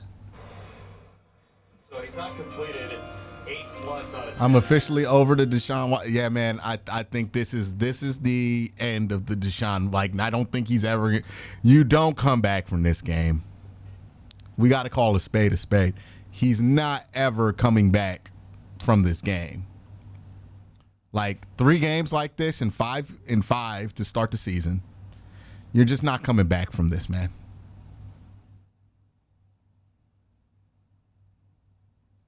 You're not coming back from this.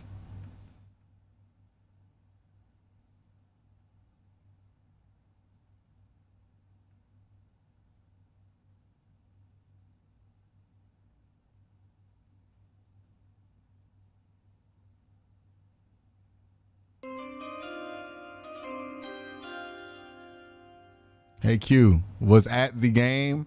I honestly don't know how you redo from this, what you do from this. The obvious answer is you just gotta move on, man. Just gotta move on. This is done. That's the answer.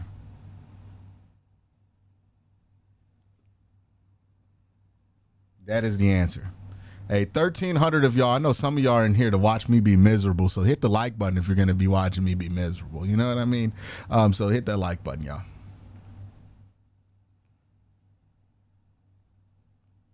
Yeah, man, it's over with. Do you think the season is over? As long as you start Watson, I don't believe this team has a credible chance to win. We'll see what Jameis does if he ever gets to play. But with Watson, I can't bet on this team to win. They'll win games, obviously.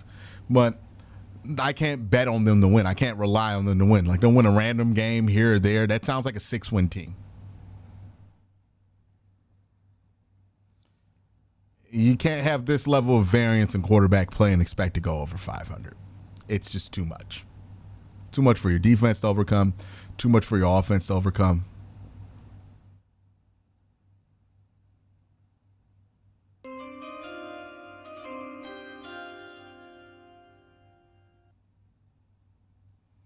Imagine how this game is going to look on Hard Knocks. Oh, man. Oh, man.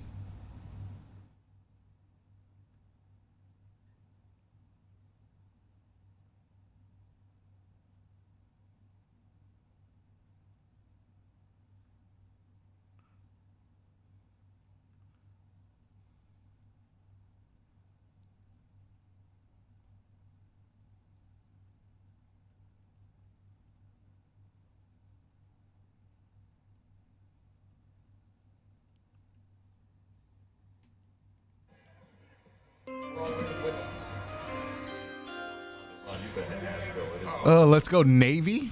Oh, your college football franchise is 5-0. That's great, man. I might just, like, during the Browns game, we continue to start watching. I might just consider playing college football 25 the whole fucking time. You know, like maybe a little picture-in-picture. I have the game up. I react to the game if it's close, and then like I have in like a little smaller corner me playing college football 25. Maybe that'd be more entertaining.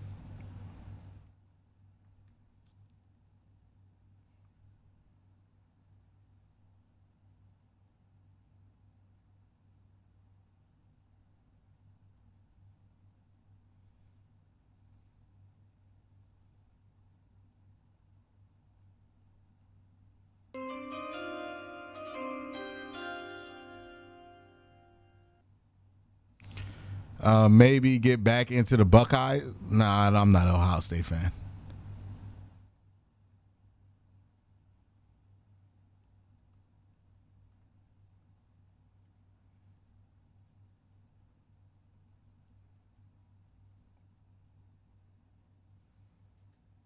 Expectations throughout the league, certainly outside of the building in Washington. I think if you would have said through 9 weeks, give or take the halfway mark of the season, this Commanders team would be sitting there at 7-2, 6-3. I think people would have thought you were crazy. First down, it's Ford. He broke 1 tackle, and then eventually Deron Payne takes him down. Do you have a team that you played on? Of Sanders, Ward, and Milroe, who do you want? I want Milroe. I don't like Cam Ward at all.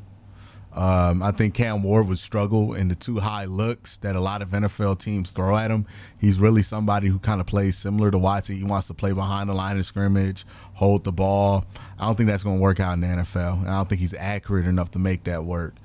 Shador does a little bit of what Cam Ward does, but Shador is much more accurate than Cam Ward. I just worry about if that's a fit for what the Browns like to do offensively. But Milroe, I look at as somebody you could develop for a couple of years and like get a really high return on that development. I think of the quarterbacks, I like Milroe the most for the Browns. What do we do now? We just see what happens with the rest of the year, man. It cannot continue to go like this the rest of the season. Like, they got to make some changes offensively. And yeah, the defense gave up 34 points, but come on, man, we know what happened. Close win, something the ball bounces your way, and all of a sudden you're able to kind of steamroll that and pick that up and carry that as your team improves down the stretch. And now I think Ethan Posick, we talked about how this offensive line's getting healthier. Why is Ethan Posick even out there? Why do we have the starting offensive line out there? Why are we playing anybody? What are we protecting? Will step aside under 10 to go in a big Watson is generational. He's going to make the NFL, he's going to make sure NFL players never have fully guaranteed again. I mean, yeah. Well, I mean, no. Because, look, if Pat Mahomes asks for fully guaranteed, they're going to give him whatever fuck Pat Mahomes want. They ain't going to be like Will Watson and like, it's Pat Mahomes, man. Like, if somebody good wants fully guaranteed, they'll get it. Hell, Kirk Cousins got fully guaranteed twice.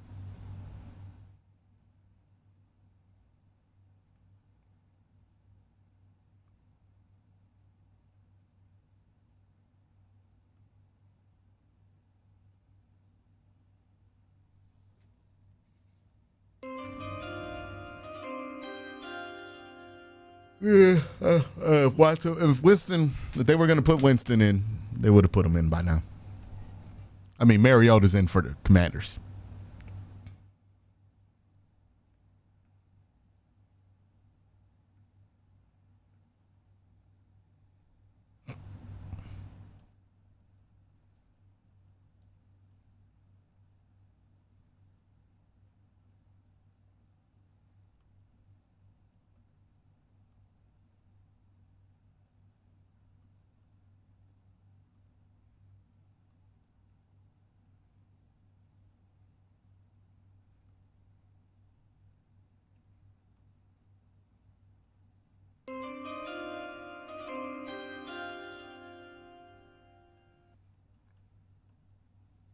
Thoughts on the Cavs season coming up? I hope they win some games.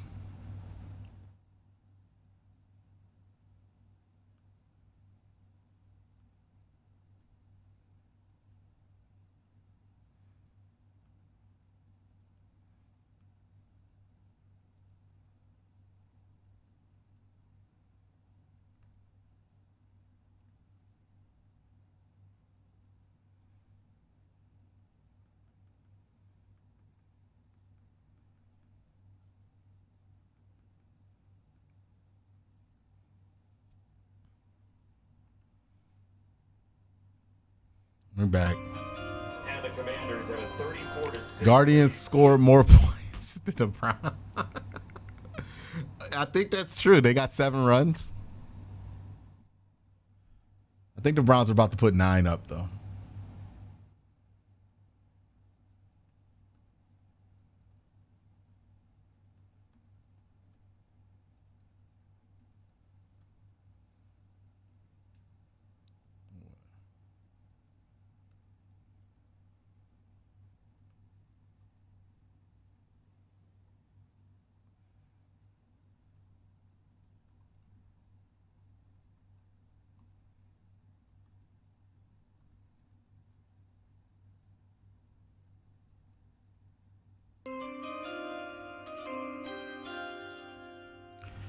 Yo.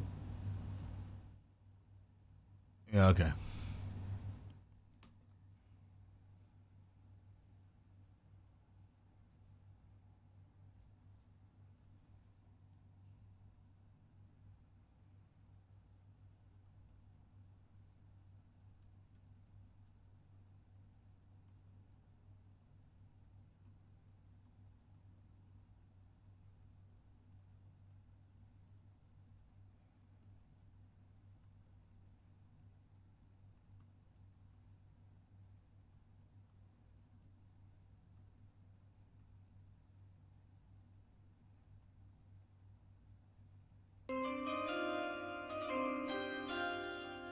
Get yourself a beer. Gotta go. It's gonna go up from here. Yeah, I think so. Maybe. Who knows? Who gives a fuck? Awareness. We talked about that earlier in the broadcast. Well, self-awareness of Jaden Daniels. He knows he's the dude right now. Watson on the run through the shadows, and he'll end up out of bounds. Ushered there by Jamin Davis. We've talked so much about Washington and all the good that's gone on, and quarterback and the defense playing better, and there's so many great things for this Commanders team to go into the week and continue to build off of, but that's sunny side, not the shady side of the Commanders. On the sunny side of this stadium where the Browns are standing, their meetings tomorrow, I think they're going to get a lot of idea on tape. Who's playing hard, who's competing hard, who's executing. What QB are you taking in 2025? I said Milroe or Shador. Will they ask the difficult questions and act on them?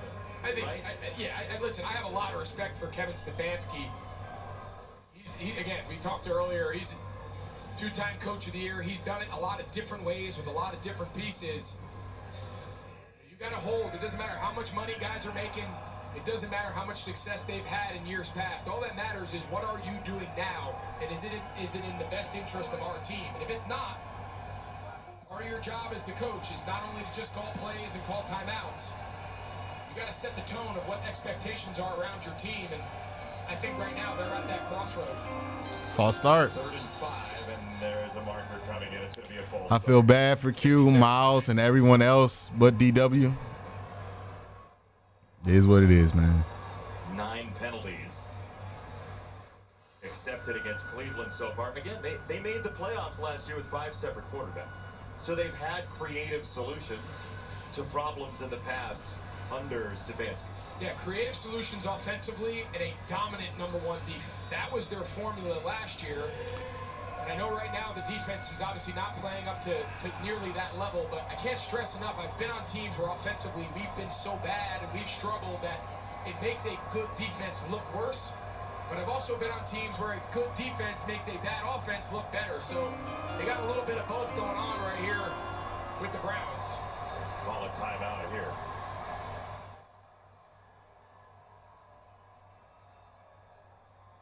They've not gotten to. Let's hope Kevin Stefanski and Barry make the right choice. Appreciate your great content this week, Q. Absolutely.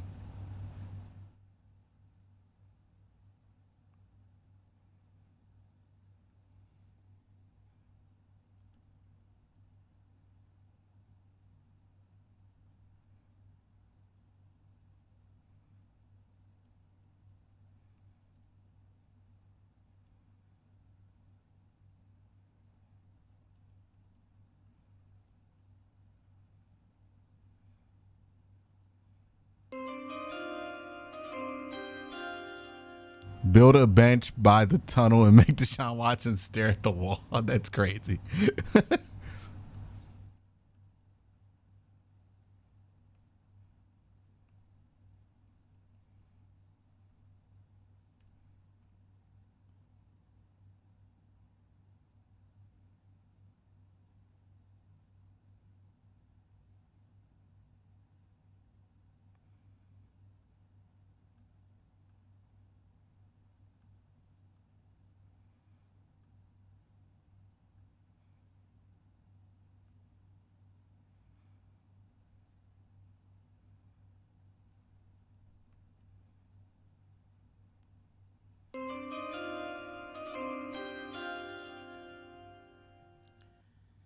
Appreciate the super chat, Z.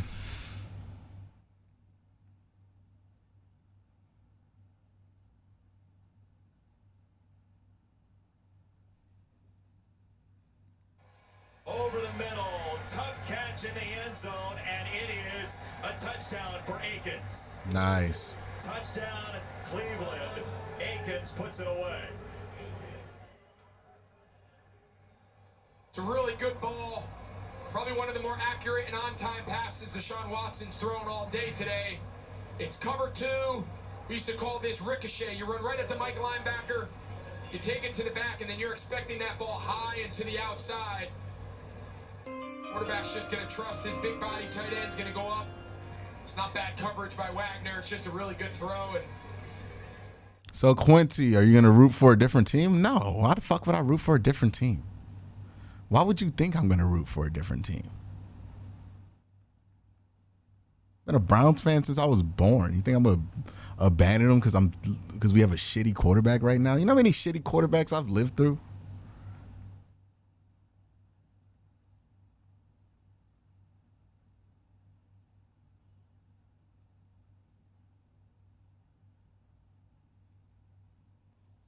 The Cowboys check the games in your area only on Fox and the Fox Sports app. As you're seeing a ball come in and a linebacker is face guarding you, what are your keys to make a catch like that happen? That familiar feeling of giving up all hope in the first week of October. It's been a long time since the Browns have not given us hope in October, man. It's been a really long time since that's been the case. It's been since 2017 that this team has given us no hope in the first 4 weeks of the season. Seriously. 2018 gave you hope in the first 4 weeks of the season. 2019, there was some hope there. They were like 2-2 after that big loss to Tennessee. 2020 definitely had hope. 2021 definitely had hope. 2022 definitely had hope. 2023 definitely had hope. This is the first time since 2017 that we just feel no hope about this team's ability to win a football game, man.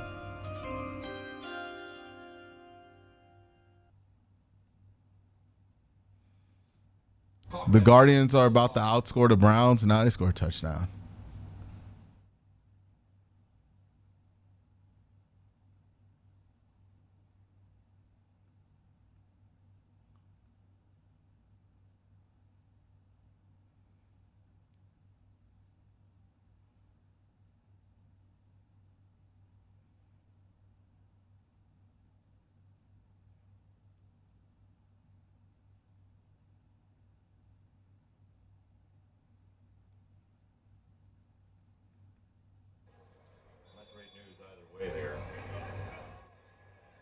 Why is Miles still out there?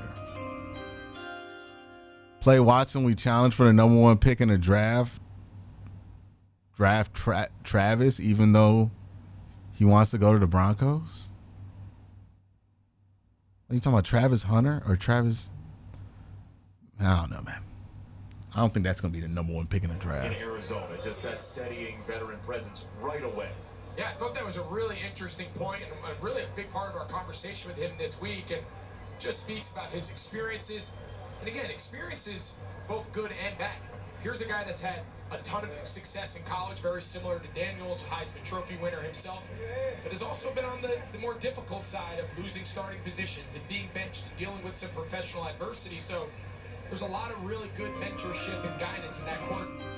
I didn't tune in to watch you be miserable, but I do appreciate the company. Hey, man. Bell, and we saw the pregame on Fox NFL Sunday. I just really don't. I hope the Browns aren't so out of it, out the loop, out of touch is the better word. I hope they're not so out of touch they think that they can play Watson at home again after this, man. Like, you can't. You can't play him at home again after this. Adversity will come. Tough days will come. There will be days in the office that don't go as easily as it went today, but they've done a nice job building the group of coaches and players around him to support him as he goes forward.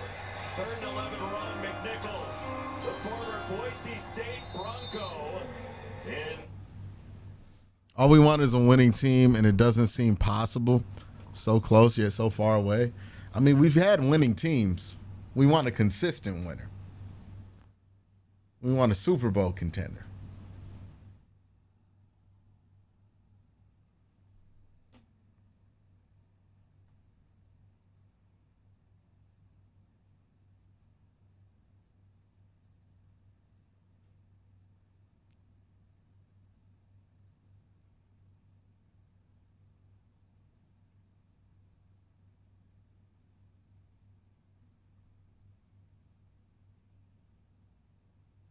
Play every snap, right? No, when it's 34-13, my day is done. Head coach, I obviously I did my part. Yeah, this is why he deserves a break. Yo, definitely do the picture of college football at 25. The ball accurate down the field for explosive plays. And there's really one blemish on his stat sheet today, and that was the red zone pick early in the first half. Outside of that, he's been just as advertised. Don't get wrapped up in this. It's 14 completions for 238 yards. That's what matters. And then, of course, you sprinkle in 82 with your legs, and you can take completion percentage and throw it out the window. Over 200 in the air and on the ground. They came in with one turnover all year, this Washington team, so they'll probably live with the one interception today and a 21-point lead. Yeah, I mean, of course, every coach in the world is looking for things to coach up hard on Monday following a win like this. You can't just say, hey, everything was perfect. Appreciate you, Q. Browns got it wrong with Watson. Time for them to just move on and admit it. Yeah, ain't no shame in it. Again, man, San Francisco made a bad trade for Trey Lance. They moved on, though. You got to be willing to just, hey, take the L, admit that it's a loss, and just get the fuck on with it, man. But if you start doubling, tripling, quadrupling down on this, and you fire a bunch of coaches and shit that make this work, you're gonna make this an even worse hellhole than this team was from '99 to '18.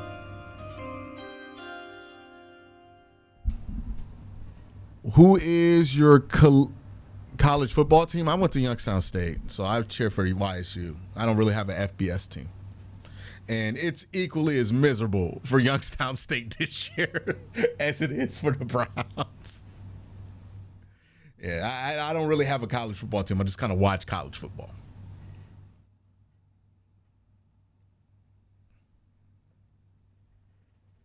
Or at least FBS. FCS, I ride with my Penguins.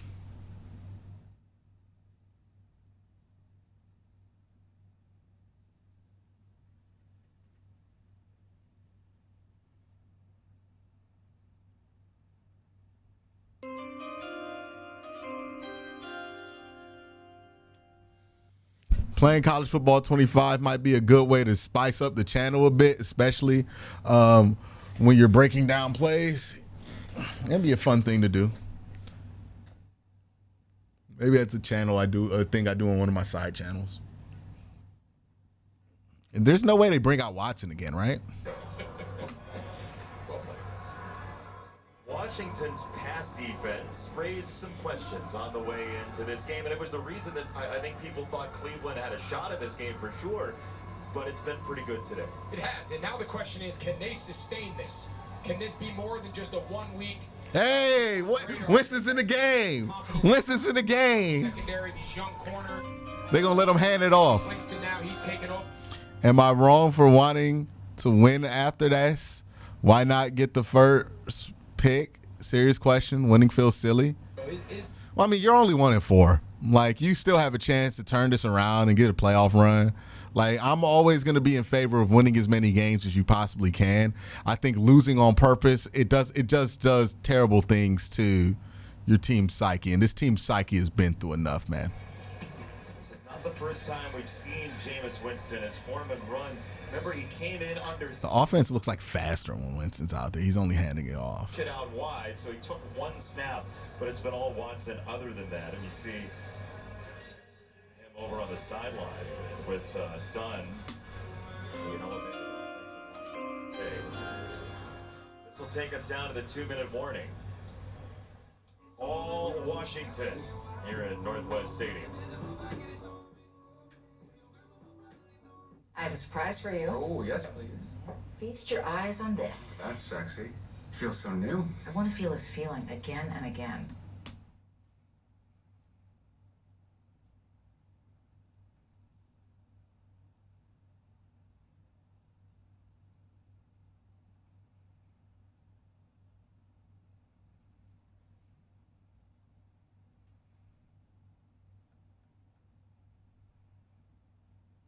Yeah, this got to be the straw that broke the camel's back. This got to be the straw.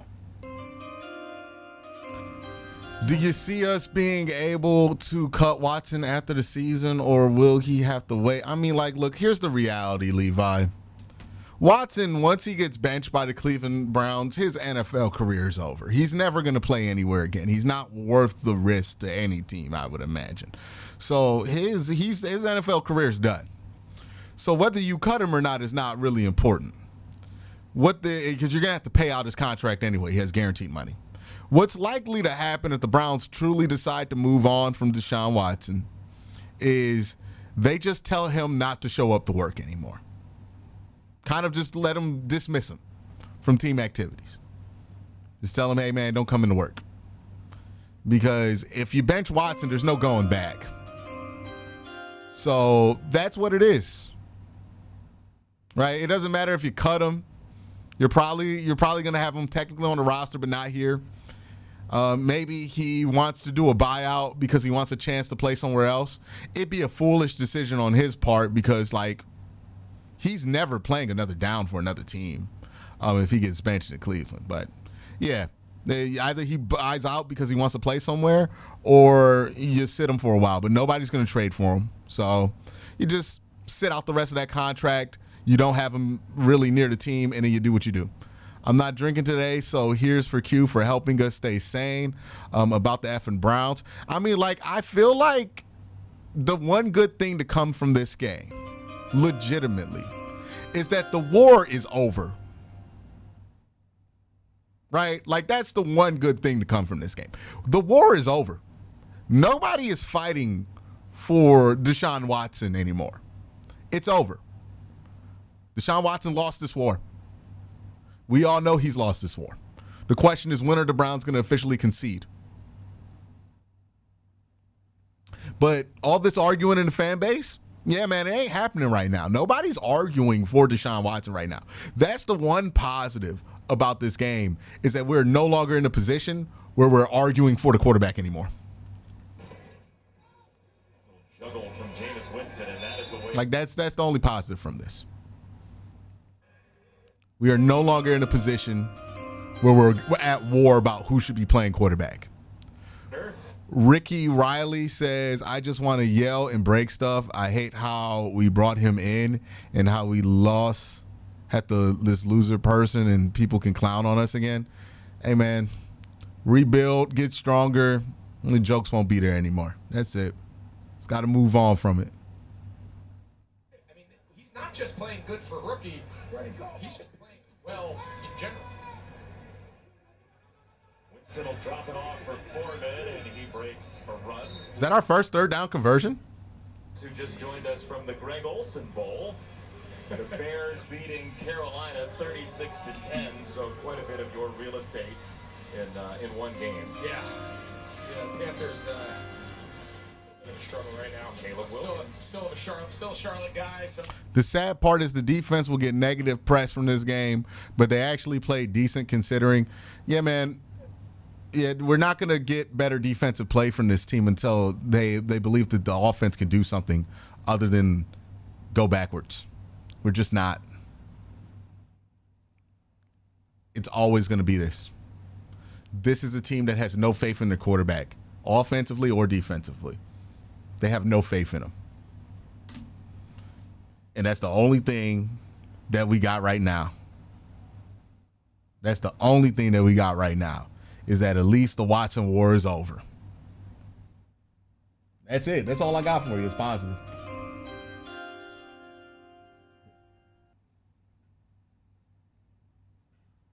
I never want to play the NFC East again. Might as well call next week 24-10 Eagles.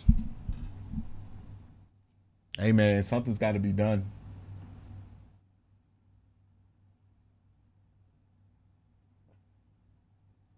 Yeah, it's over. Nobody's even arguing for it anymore, man.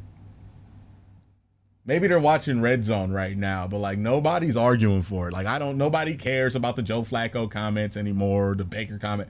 Nobody's like arguing about it. Yeah, nobody cares anymore. The war's done.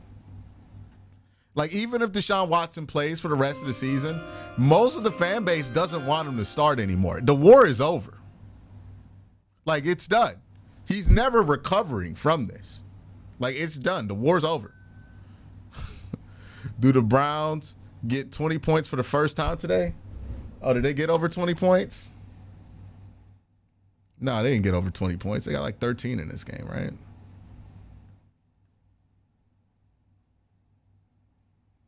Yeah, 13 points. Yeah, they didn't get over 20.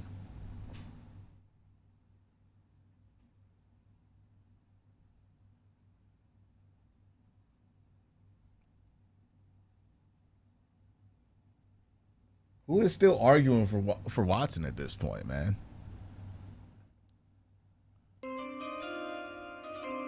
Slightly less than me, Q. Yeah. Look, we are dangerously close from the Browns announcing they have a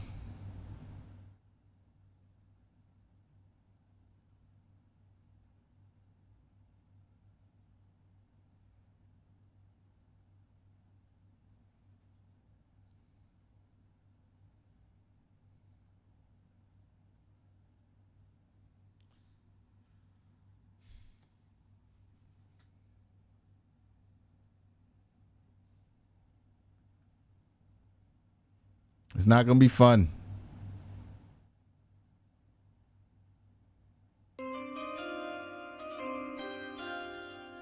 Seven more will be first 20-point game. That's something.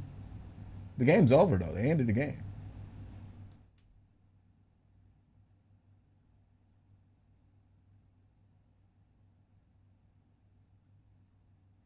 Yeah, this is Watson Lou. It's done.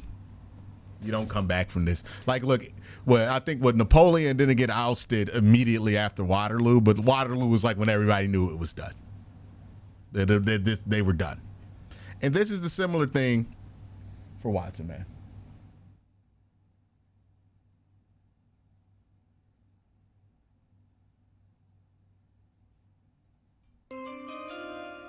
Appreciate you, Q. Let me get into the post-game show in a second here. Let me use the restroom real quick. Oh my goodness says, then cut everybody on the defense if they need to have an offense that plays good. The 2000 Ravens looked good with Trent Dilfer. Yeah, man, let me tell you something. Trent Dilfer is 1,000 times better than what the fuck the Browns got at quarterback right now. Like, yeah, Trent Dilfer. They played well with Trent Dilfer. Trent Dilfer went more than 1 for 10 on first downs. He's not better than Trent Dilfer in 2000. I think the Watson people keep missing the point here, man. Watson's supposed to be a big part of the support for this team. Yeah, I meant consistent winner. Appreciate you, Christopher.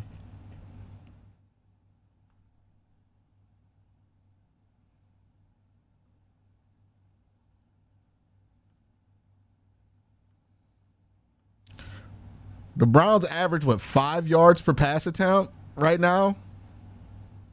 Let's see what the 2000 Ravens average per pass attempt. Let's see what that number is. I'm looking at 2000 Baltimore Ravens. Where are they at? Let's see here. 49ers, Redskins. You know you're in 2000. Am I in the right year?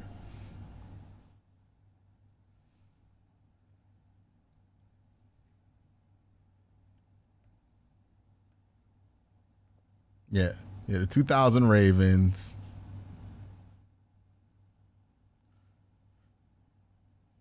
Yeah, the 2000 Ravens were insanely more efficient than Cleveland Browns are right now. They averaged 6.2 yards attempt on the passing attempts. Yeah, don't use the 2000 Ravens as an excuse for Deshaun Watson or to try to obfuscate the blame to the defense. Brother, the defense sucks right now because they know their quarterback can't do shit with the defense playing well. We keep trying to shift the blame around and act like it's even parts everything. The quarterback sucks. Is this a bad time to notice that Flacco is 33 for 43 356 yards, 3 touchdowns today. Yeah, and we were all excited about that game that Watson had versus that same Jacksonville Jaguars defense that looked nothing like that. It doesn't matter. I mean, we're beating a dead horse. Like, yeah, Joe Flacco's better than Deshaun Watson right now. Literally, almost any quarterback that's playing is better than Deshaun Watson right now. He has gotten worse than he got from last year. I'm going to use the restroom, then we'll talk about it.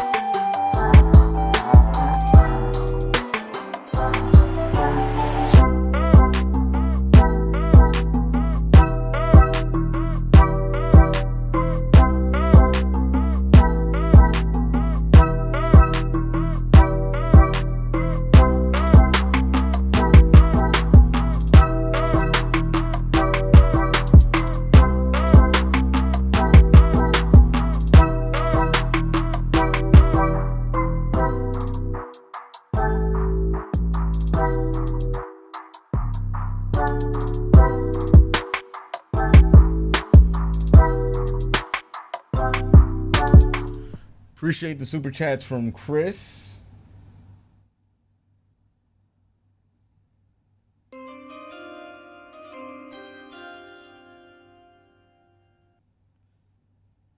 John says, I've been watching since Brian's site. Ooh, Lord.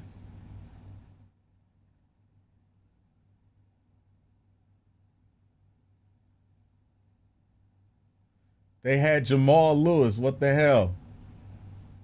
What is that in response to the dude? The fact that you're trying to make the argument that Deshaun Watson is better than like Jamal Lewis, like I don't know how you're making this argument and you don't realize you're cooked. You're making excuses for Deshaun Watson not being more effective than the hilariously inept 2000 Ravens offense. How do you make these counter arguments and not realize they're cooked? Seriously. Help us, Winston and Chubb. You're our only hope. Appreciate you, Q.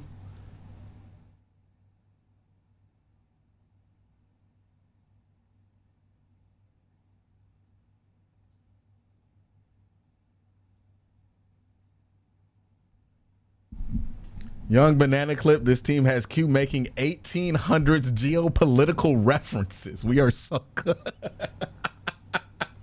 That's a good one. That is a good one. Definitely not a Watson person he stinks. I'm saying the defense is soft and they need the offense to do better.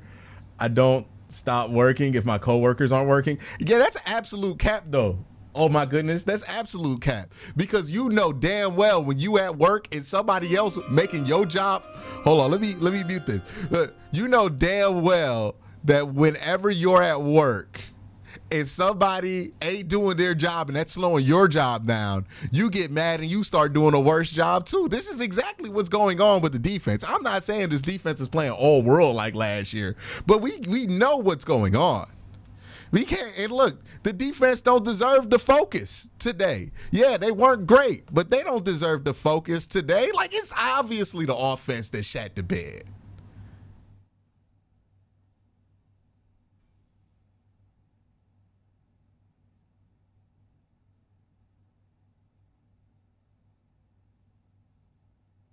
It doesn't make sense to get mad at the defense. What was the defense supposed to do? Hold the Washington Commanders to under 10 points?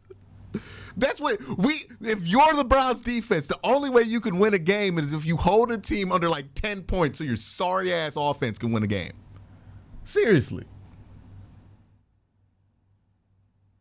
What are we talking about? about here, man.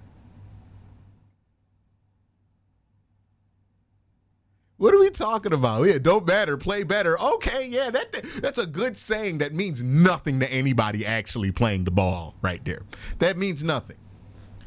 That means that's just fake macho tough guy bullshit that you yell because you're mad at something and you don't have a solution for it. But let's be real about this. If you was at a job and your job was being made considerably harder because the dude who's getting paid the most is not doing their job, you're probably gonna start being like, fuck it.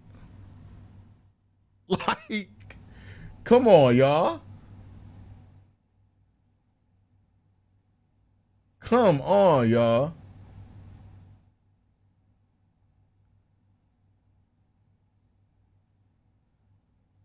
I'm saying the Ravens had a great running back. I agree with you. Okay, yeah, my bad, man. You know how it is. My bad, dog. C-Town rocks. My apologies. I misinterpreted what you said. Lots of pieces on this team. Next man up. Fix it. Yeah. 100% Watson ain't the guy. Your boy Sky says the Browns O-line looks like the longest yard sending Cruz for. Damn.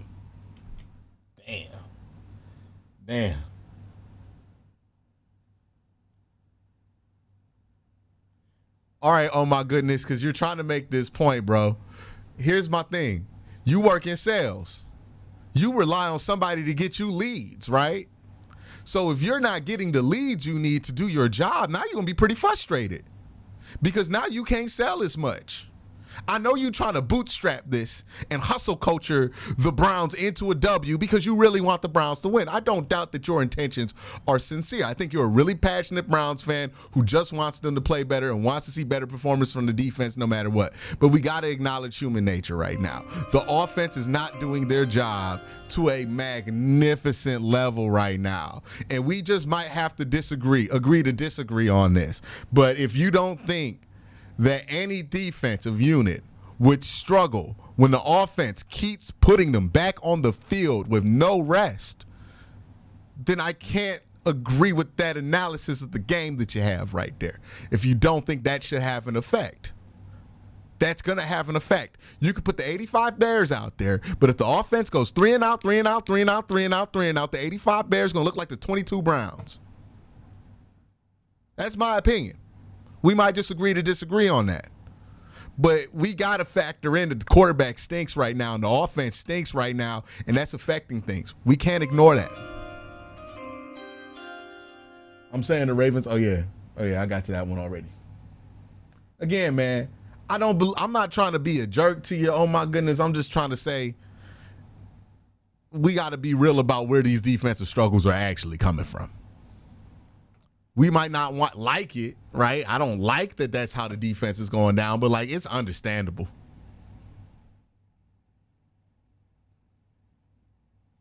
Q and Jack Duffin on how to move on will be a banger. Yeah, that might happen this week, man. Who the fuck is Rose? I don't want to know. Nope, I don't want to know. Don't tell me. Do not tell me. I don't need to know. I don't care. I just thought about that. I don't know. I don't want to know. No, that I need to know. Jonathan says lots of pieces from this team. They can fix it up. Is that somebody in the chat?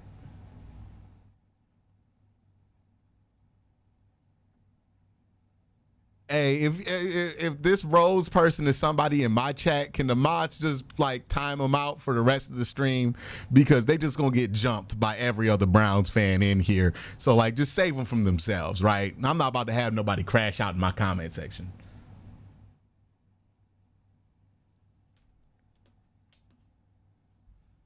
All right.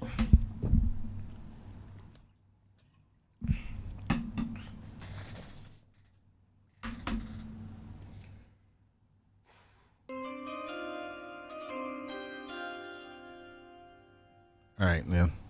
These super chats are going to catch up. Yeah, because I don't want somebody crashing out over Watson here and then just end up getting straight up jumped by the whole chat. Because, like, nobody's on Watson's side right now. And, like, understandably so. Let's save some of these people from themselves.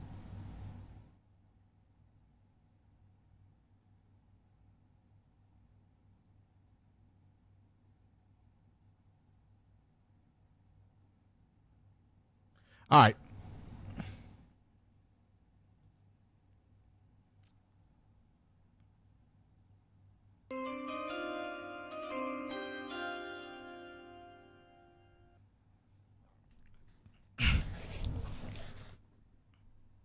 Hey, man, that was worse than I could imagine, that game turning out against Washington. Look, the Browns defense started strong in this game, but once it became obvious that this offense was going to give the Browns nothing. I believe they had 38 total yards on offense, 2 first downs in the first half on offense. This Browns offense was worse than a joke. It's the worst we've seen it since maybe the DTR start against Baltimore. And look, I have been as patient and as fair about Deshaun Watson as anybody on this platform. I have defended him when I felt like people were doing wrong by him. I have gone at him when I felt like he wasn't playing well. I have all the film reviews of every game that Deshaun Watson has ever played as a Cleveland Browns available on this channel. I not only have my opinions about Deshaun Watson, but I could back it up with the tape. Now, I have not gotten the all 22 from this game. So maybe the all 22 has a slight chance of changing how I feel. But I have to imagine this was Watson Lou. If you don't know what that reference is, Napoleon, right? We all know that name, famous French, I believe he was a dictator, but French leader of the military. His last battle, or the battle that made everybody realize that the Napoleonic era was over, was Waterloo. Now, he didn't get officially ousted until sometime after that, but that's when everybody knew it was over. This was Watson Lou. It's over. This Deshaun Watson era, it's done. We're just waiting to see how they ended at this point, but it's over. It's not going to be what we wanted it to be. I'm ready to concede that this trade was a disaster. You could call it the worst quarterback trade of all time. I could care less. I don't care about making it a distinction at this point. It's bad. This is a L. At this point, like, we know it's an L. I don't believe the fan base is behind him anymore. I think this game lost him any section of the fan base that was willing to be optimistic about this. I think this game lost him any section of the fan base that was on the fence about this. I even think that some of his diehard supporters have decided to not support him anymore after this kind of performance. Who knows? Maybe these people are still going to ride for Deshaun, but nobody's going to see these people as reasonable anymore. It's over with. This was the battle at Waterloo for Watson. This was Watson Lou. He was hoisted on his baton, and the hope of him ever being a top 5 quarterback again died today. The one good thing that we get from this game, and look, there's not a lot of good things that we get from this game, but the one good thing that we're going to get from this game is that this is officially the end of the Watson Wars. Nobody is in disagreement about whether this thing should keep going or not. Nobody is in disagreement about whether this thing is a success or not. Nobody is in disagreement about if this needs more time or not. We are at a point where I believe that it's like 90% consensus. Watson has to get benched at some point. So at least Browns fans are united again. It sucks what we're united around, which is benching a quarterback. But at least Browns fans are united again. Because I don't know how you watch this game, how you watch Watson start the year with an awful start versus the Cowboys, and then that turns in to another bad game versus the New York Giants, and then you see a worse game versus the Washington Commanders today. Like, each time Watson has played that bad, I was like, it's unacceptable. He can't play that bad again, and he keeps dropping worse games. Now, maybe it's just the NFC East making him a shitty quarterback, but at this point, I don't care what the excuse is. Yeah, the offensive line's not great, and it's a problem for whoever's going to play quarterback. I agree with you. Yeah, the defense could have held up a little bit stronger in the second half of this game. Absolutely, I agree with you. Yeah, the wide receivers could do a better job catching the ball and getting open. Yeah, I agree with you. But we got to be honest about what's going on here. The quarterback sucks. When I watch the Browns, I don't watch a team that looks like they have a good quarterback. I watch a team that looks like they have a bad offensive line and a bad quarterback. This doesn't look like a good quarterback behind a bad offensive line. This doesn't look like a good quarterback dealing with wide receiver issues. This doesn't look like a good quarterback who's in an offense that doesn't fit. This doesn't look like a good quarterback who's not getting the right play calls. This does not look like a good quarterback stuck in a bad situation. This looks like a bad quarterback making a situation worse. I've seen Kevin Stefanski put together really good offenses with quarterbacks not named Deshaun Watson. I've seen Ken Dorsey put together really good offenses with quarterbacks not named Deshaun Watson. I've seen Deshaun Watson look bad in games like this while Alex Van Pelt was the offensive coordinator. I've seen Deshaun Watson look bad in games like this while Ken Dorsey was the offensive coordinator or while Kevin Stefanski was trying to tinker the offense around. The only guy I've seen look bad with all these different coordinators is Deshaun. The only thing comparable to how the offense looked like today was a game in which DTR started with 2 hours of notice versus the Baltimore Ravens. And even then, I thought that performance was unacceptable from DTR. How can I sit here and accept this from a franchise quarterback? I don't expect many people to defend Watson after this game. Maybe some people are going to be mad at me because I didn't put enough of my ire at the defense or the offensive line or the wide receiver. Maybe some people want me to just spread out my anger evenly. But I'm going to tell you right now, that would be fake.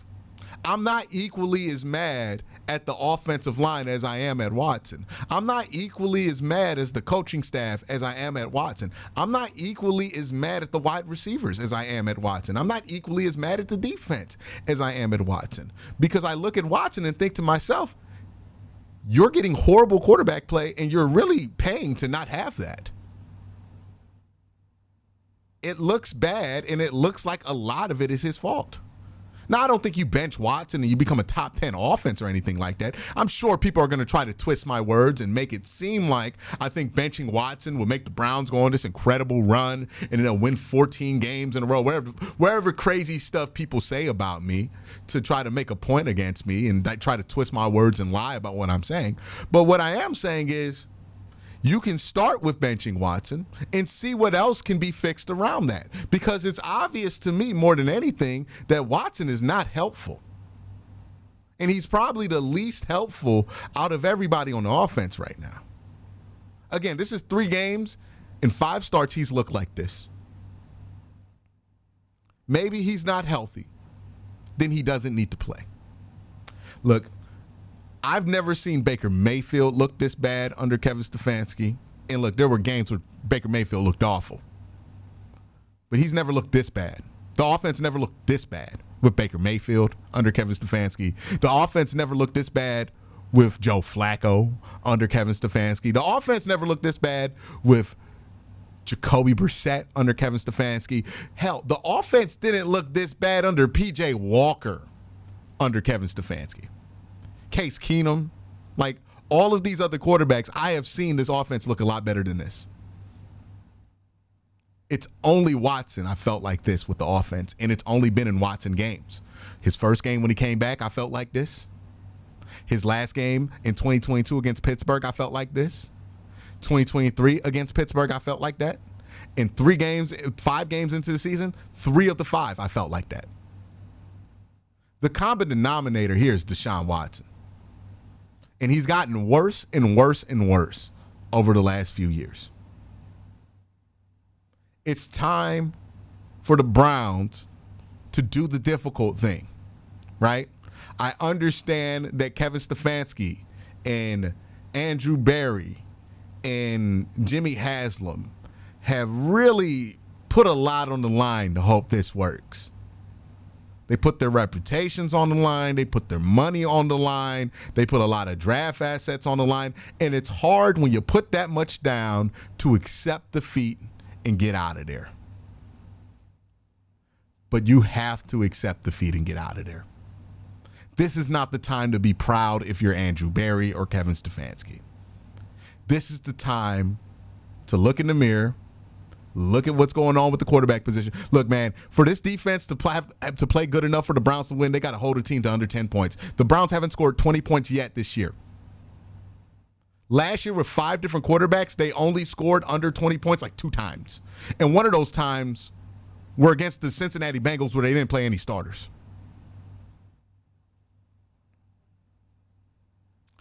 I think you could do better than this with any other quarterback. I don't know what's going on with Watson. He should definitely be a lot better than this, but he's not. And at this point, I could care less for what the reasoning is behind it. I don't care for blaming the offensive line for this. I don't care for blaming the wide receivers for this. If Watson were a great quarterback, he would look better than awful. Like, he would at least look decent in these circumstances if he were the quarterback we thought he was going to be. He looks like a rookie out there at times. And I was willing to have some hope coming into this game because of how Watson played and how that film looked like for the Raiders game last week. I have been willing to give Watson some hope. This is it. I can't reasonably expect anybody to believe after this game that Watson is ever going to put together a body of work that is good in the city of Cleveland. And we could blame the offensive coordinators. We could blame the offensive line, which was healthier this week than they were last week. We could blame all these different things. But the fact is that this offense looked abysmal against one of the worst defenses in the NFL. Like, at least the defense got picked apart by the best offense in the NFL right now, the most efficient offense in the NFL. And it was an offense that they had held to lows in efficiency at the beginning of this game until it became obvious that the offense was doing nothing. Every defense the Browns play looks like an elite defense when Deshaun Watson is at quarterback. It's done, man. It's done. I just watched this game, and I remember how I felt watching the last game of almost any other starting quarterback. This is it, man. I understand a lot of people have went out on a limb, have heard a lot of jokes about the Browns and wanted to get their redemption in the form of this trade working out. And that might have led you to defend Watson over these last couple of years as a football player. I understand that. But we got to be real about it, man. You ain't never winning that argument because he's never playing at that level again. And he might have better games than this down the line. I would be pretty sure if he starts for the rest of the season, he'll play some better games than this. But he's never going to look like Deshaun Watson again. And we traded for Deshaun Watson. We didn't trade for the shell of Deshaun Watson. So that's where they're at.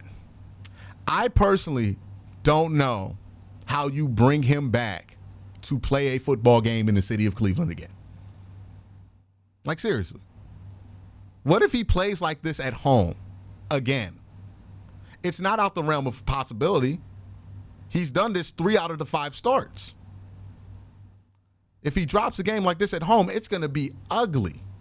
If you think the environment on the road is bad, if you think the team feels like they've given up on the quarterback already on the road, imagine how fast they're going to give up on the quarterback when the team, the fan base, is giving up on the quarterback. And it's obvious. It's audible. You know what would be even worse than the team, the fan base audibly giving up on Deshaun Watson? What if he goes out there and nobody's in that stadium? Like, because nobody wants to go to the game. Because nobody believes in him as a quarterback anymore. That's probably more likely. Is that this is going to start looking like a preseason game at First Energy or Cleveland Browns Day, wherever you want to call Huntington Bank. You can't keep doing this. And I'm not saying putting in Jameis Winston is going to fix the season. But you know what? It's a starting point. Because at this point, I can no longer in good faith say that I think that this Watson trade's even going to come close to working out. Like, you can extend the inevitable all you want, but it is what it is. Watson's not going to play for another team in the NFL, man. I know some people are worried, oh, well, what if Watson plays well for a different team and it makes us look bad? Who the hell is going to decide Watson is worth picking up given all the scrutiny that you're going to pick up with him? Like, does it feel worth it for you as a Browns fan? Like, it definitely isn't going to be worth it for anybody to sign. The day he gets benched from Cleveland is the day he's done. It's over with. It's unfortunate. We thought we were going to get superstar quarterback play. We ended up getting something worse than what we even had to begin with. And we could play the what if game, and what if we had Baker still, or what if we had Joe Flacco still, or what if we had that and that. I'm not somebody who loves revisiting the past and looking into it. I just care about what happens going forward. And if you're Kevin Stefanski and Andrew Berry, you have two options. You can refuse to swallow your pride, double down, and go out with Deshaun Watson. Or you can accept that you made a bad decision, that you were wrong, and move on from it. Because if you crash out with Deshaun Watson, you're probably going to go with him, dog. Just immensely disappointed that Watson has played this bad this many times. And look, I'm going to be consistent on this. My issue with Baker Mayfield in 2021 was that he couldn't be consistent. He couldn't be relied upon. There's no shot I'm going to feel like I can rely upon Deshaun Watson after this start to the season. That trust is gone. You could just see it in the players. The players don't trust him anymore. The coaches don't trust him anymore. It's obvious. That trust is gone. The play isn't there. The trust isn't there. It's done. It's done. So, my last thing to end this video, if there is one good thing, at least know that you don't have to argue with your fellow Browns fans anymore. Because, yeah, there might be one jackass who wants to still defend Deshaun or call you a whatever it is for not standing behind Deshaun. But let's be real about it. The majority of the fan base, the vast majority of the fan base, is over the Deshaun Watson experience. We no longer have to argue about it. We no longer have to be at war about it. We no longer have to do QB wars about it. It doesn't matter who you want to start or who you don't want to start. The Watson wars are over. This was Watson, Lou. It's done. Now it's time to worry about how you can move on from this mistake, because I said this in an earlier video. I'll continue to say it. The way I'm going to judge the Browns for this trade isn't that they made it. I understand swinging big for a quarterback. It's not the quarterback that I would have liked to swing big for going back to 2022, 2021. And you can go check my work on this. I did a bunch of videos about who I wanted the Browns to trade for back in 2021. And it's not like all those guys hit, but I was not in favor of doing the whole Watson thing for other reasons other than on the field. You can check my work, by the way, if you don't believe me. But now you made the mistake. It's obviously a mistake. The question now is, what do you do about that mistake? How do you recover from that mistake? Are you going to be the 49ers and seamlessly get out of making that mistake like they did with Trey Lance to the point where nobody remembers it? Or are you going to double down and make these things worse? That's the question at hand for the Browns in the front office, and that's going to determine whether Kevin Stefanski stays here for 10 years or if he's fired after 6. Same thing for Andrew Berry.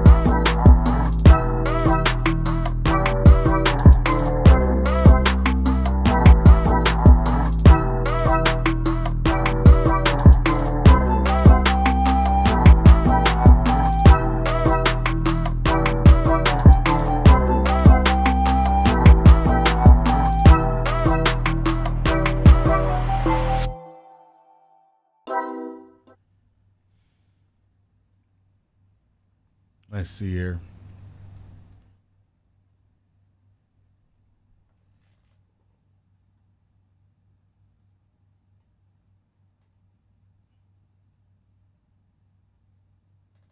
All right, y'all. But appreciate y'all for joining us. Y'all have a great time. We'll talk more about this as the week goes on. Peace.